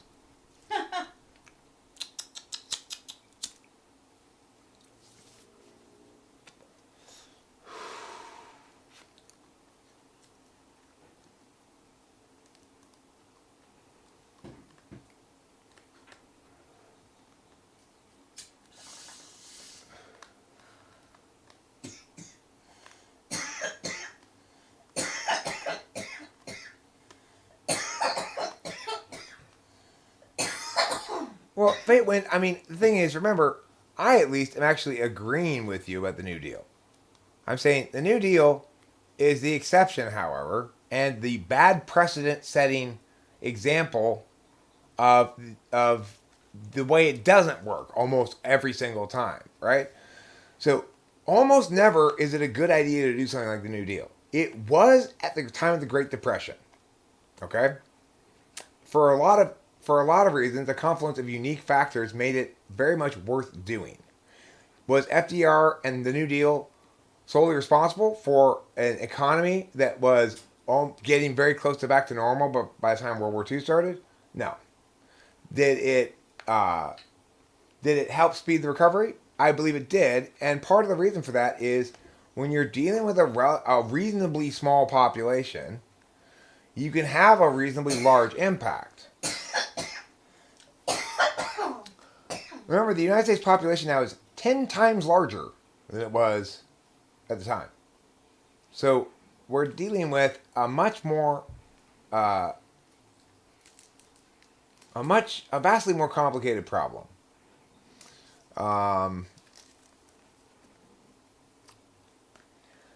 There's another issue, which is in the New Deal, there was an understanding that these weren't permanent jobs. That they didn't come with health insurance, dental insurance. They didn't come with pensions. You couldn't get unemployment insurance from them after they fired you. They were opportunities for men to make money at hard manual labor. Do you think that's going to happen now? We're no longer in an age when government programs can effectively get things done like that. Why? Well, because there's no way any sort of equivalent will be passed now unless you satisfied all the Democrats that everybody who worked under this program would have full health coverage plus a pension plan and all this other shit that makes private sector jobs in some sense less desirable than public sector jobs, which should never be the case. A public sector job it should be an acknowledgement that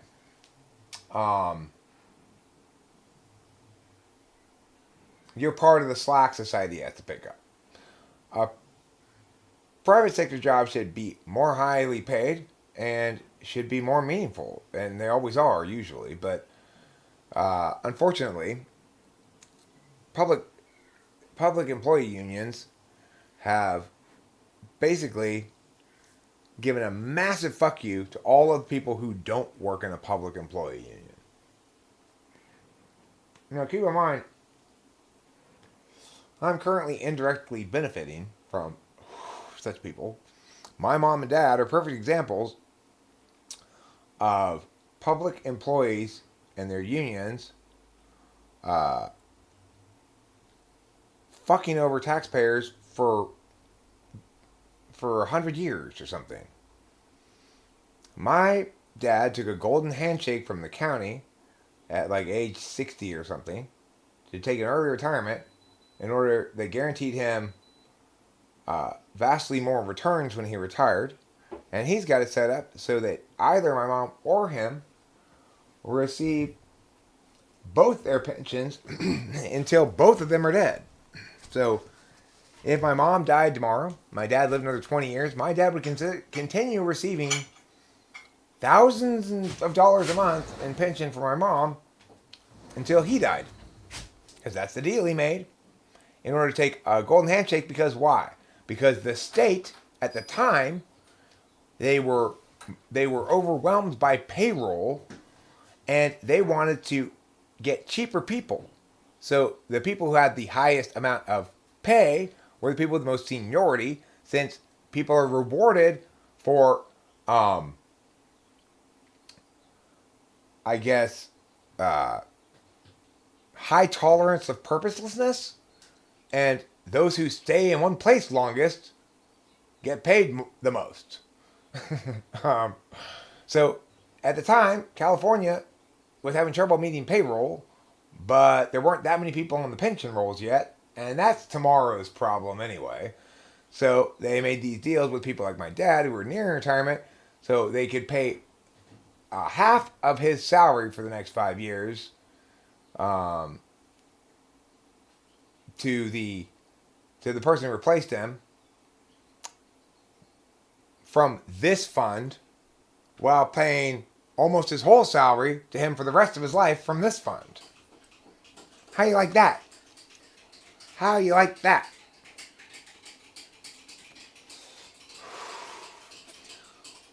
Talk about some fucked up bullshit. Talk about mismanagement, right? I'm pretty sure the population was 40 million at the beginning of World War II, all over Lion Hand. I am pretty sure. If you were right and I'm wrong about that, I'm very surprised, because I just recently heard that number watching a World War II documentary called World War II in Color. So I'm pretty sure the population was 40 million, approximately 40 million, or at the beginning of World War II. And now it's about 400 million, so that's 10 times. What do you think the population was at the beginning of World War II?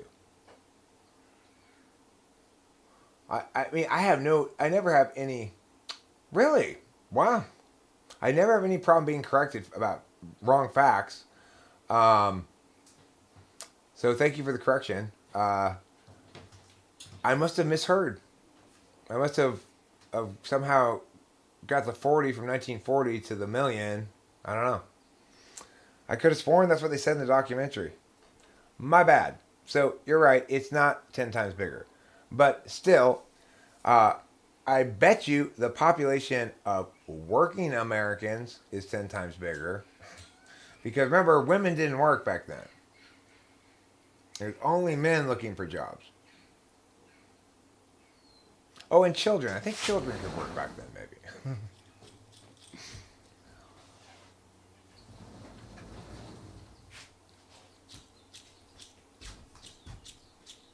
What's the total number of people in America right now? I'm surprised, actually. I'm surprised that that we haven't grown more than that in 80 years. I'm surprised we had that many people in 1938. How many people died from America in World War II? Oh, there's 315 million right now? Okay. How many people in America died in World War II? From America died?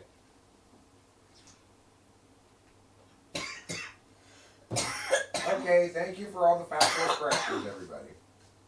I'm glad to hear there were only 330 million. That's kind of nicer to hear than 400 million, which is just like, it's already so goddamn crowded everywhere, you know? Yeah.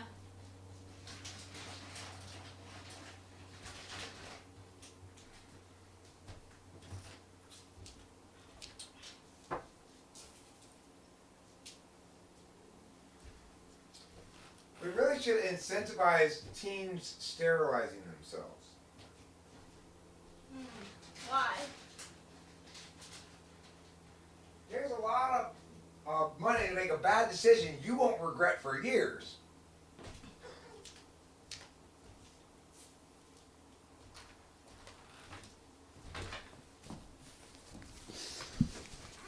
Hey, evil but fair. Evil but fair.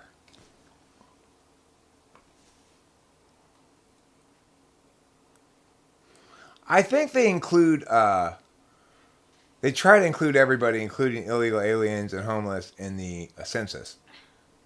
So the population should represent at least a census estimate of everybody, including illegal aliens, non-citizens who are here legally, and homeless people.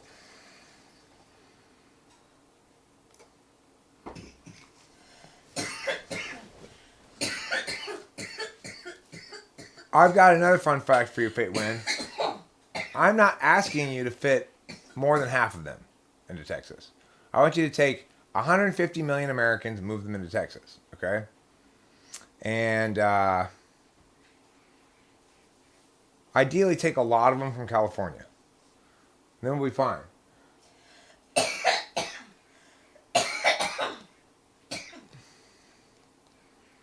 How many people high do you have to stack them? As long as you get flat people, and you can stack them on top of each other in stacks of 3, you might be able to fit all 7 billion people in Texas.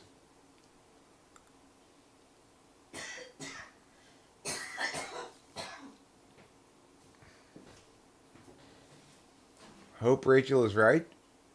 About what? About coughing? Oh, she's right. She's been practicing coughing a lot. She's got it down now. How do y'all do the fancy orange outline around the names? What fancy orange outline around the names? I don't know what you're talking about.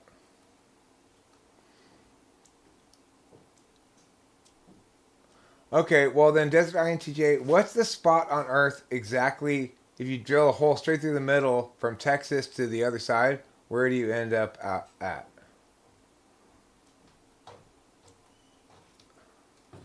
Well, you have to put at. You have to put at.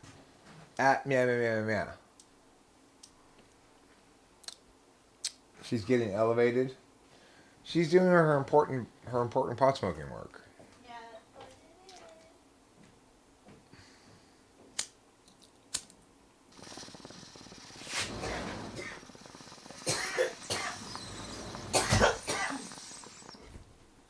I appreciate the concern. You put an at in front of it. Well, that one didn't work though. Fate Wins didn't work.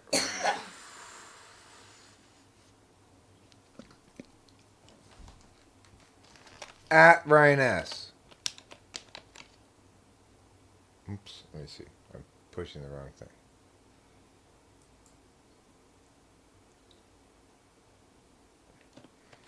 Anna, Ing, and I are getting old, and we still haven't walked in the glow of each other's majestic presence. Listen, Anna, hear my words, the ones you would think I would say if there was a me for you. I saw him driving one time, saw him driving on a bridge. I don't want the world, he said. I just want your half. Okay. At Ryan S. Hey there. Sup? Sup, girl? How you doing?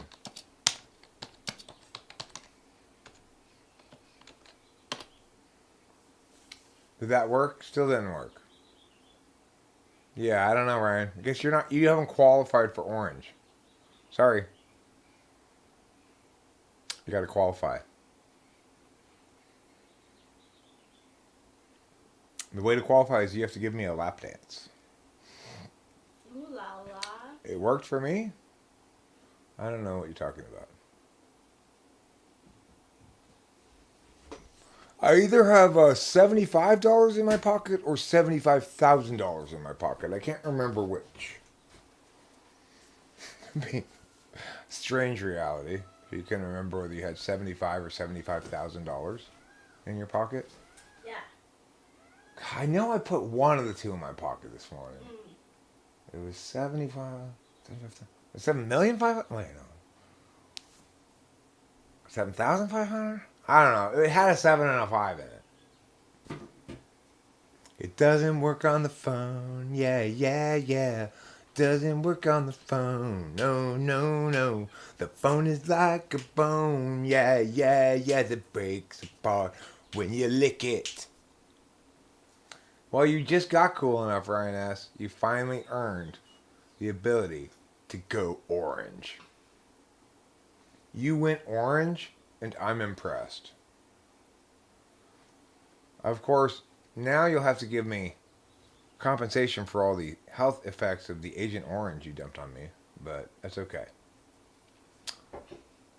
Let's go with the lesser number. $0.00075. How many pennies is that? It's not even one penny, is it? How long have I been streaming for? Is it time to end? I think it's about time to end this stream. Are there any good sporting events on tonight? Such as the Jack Rabbit Funtime Derby? Ah, 3.5 hours. That's how long. Well, that's a pretty good amount of time. If anybody would like to ask a very pressing question or two, we're going to wrap it up shortly, so get in your last incredibly important words. Words, photos. I wish you guys could put photos in the chat. That'd be cool, huh? You just drop a picture and it show up there, like a meme or whatever. We could totally be into memes around here. You completely got the math wrong. I think I'm going to go die. Hey, Sky Gear, I completely got the math wrong. Might as well be on my epithet on my tombstone. I've said that sentence so many times. Don't worry about it. Math schmath. Yeah, I'm not worried about the Lakers. I am interested in the Clips, though. You know. Yeah, me too. Oh, is that what I'm doing Monday night? Am I there on Monday night? 10 p.m. Eastern? I'm excited. I'm looking forward to it. What are we going to do? Are we going to go play football? Are we going to go swimming? Are we going to have fun? Are we going to look at women? Are we going to talk about cognitive functions? Or are we about getting some Dunkin' Donuts and eating them down? Oh yeah! Monday night. It's on my calendar for 7 p.m. though, and not 10 o'clock. Which means Genexia must live on the East Coast.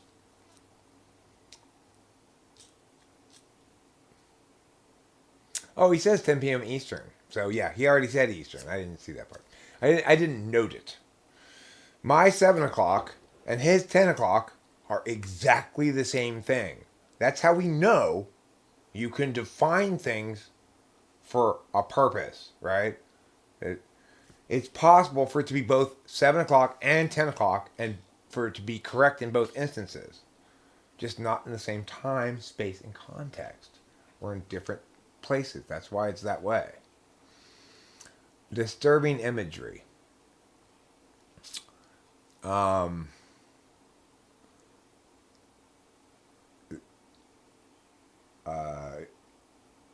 What do I want for Christmas? Are we playing Jeopardy? The answer is disturbing imagery.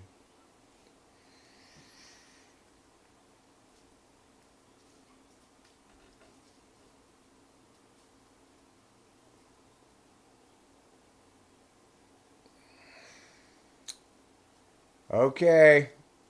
I'll see you all later. Thanks very much for being here. C.S. Joseph, that's not the real C.S. Joseph, Fate Wind. That's somebody who very much does not like C.S. Joseph and who's pretending to be him just to shit on C.S. Joseph. So don't think that's actually C.S. Joseph. It's also not actually OPS or DSP. That's another similar thing. It's somebody who doesn't like OPS and DSP and is shitting on them. On the other hand, LiJo is actually LiJo. Mm-hmm. Okay, so that's it. I gotta go over to here. I'm gonna push in stream. Then I'm gonna push stop streaming on this app here, and then we'll be done. Goodbye. Good night.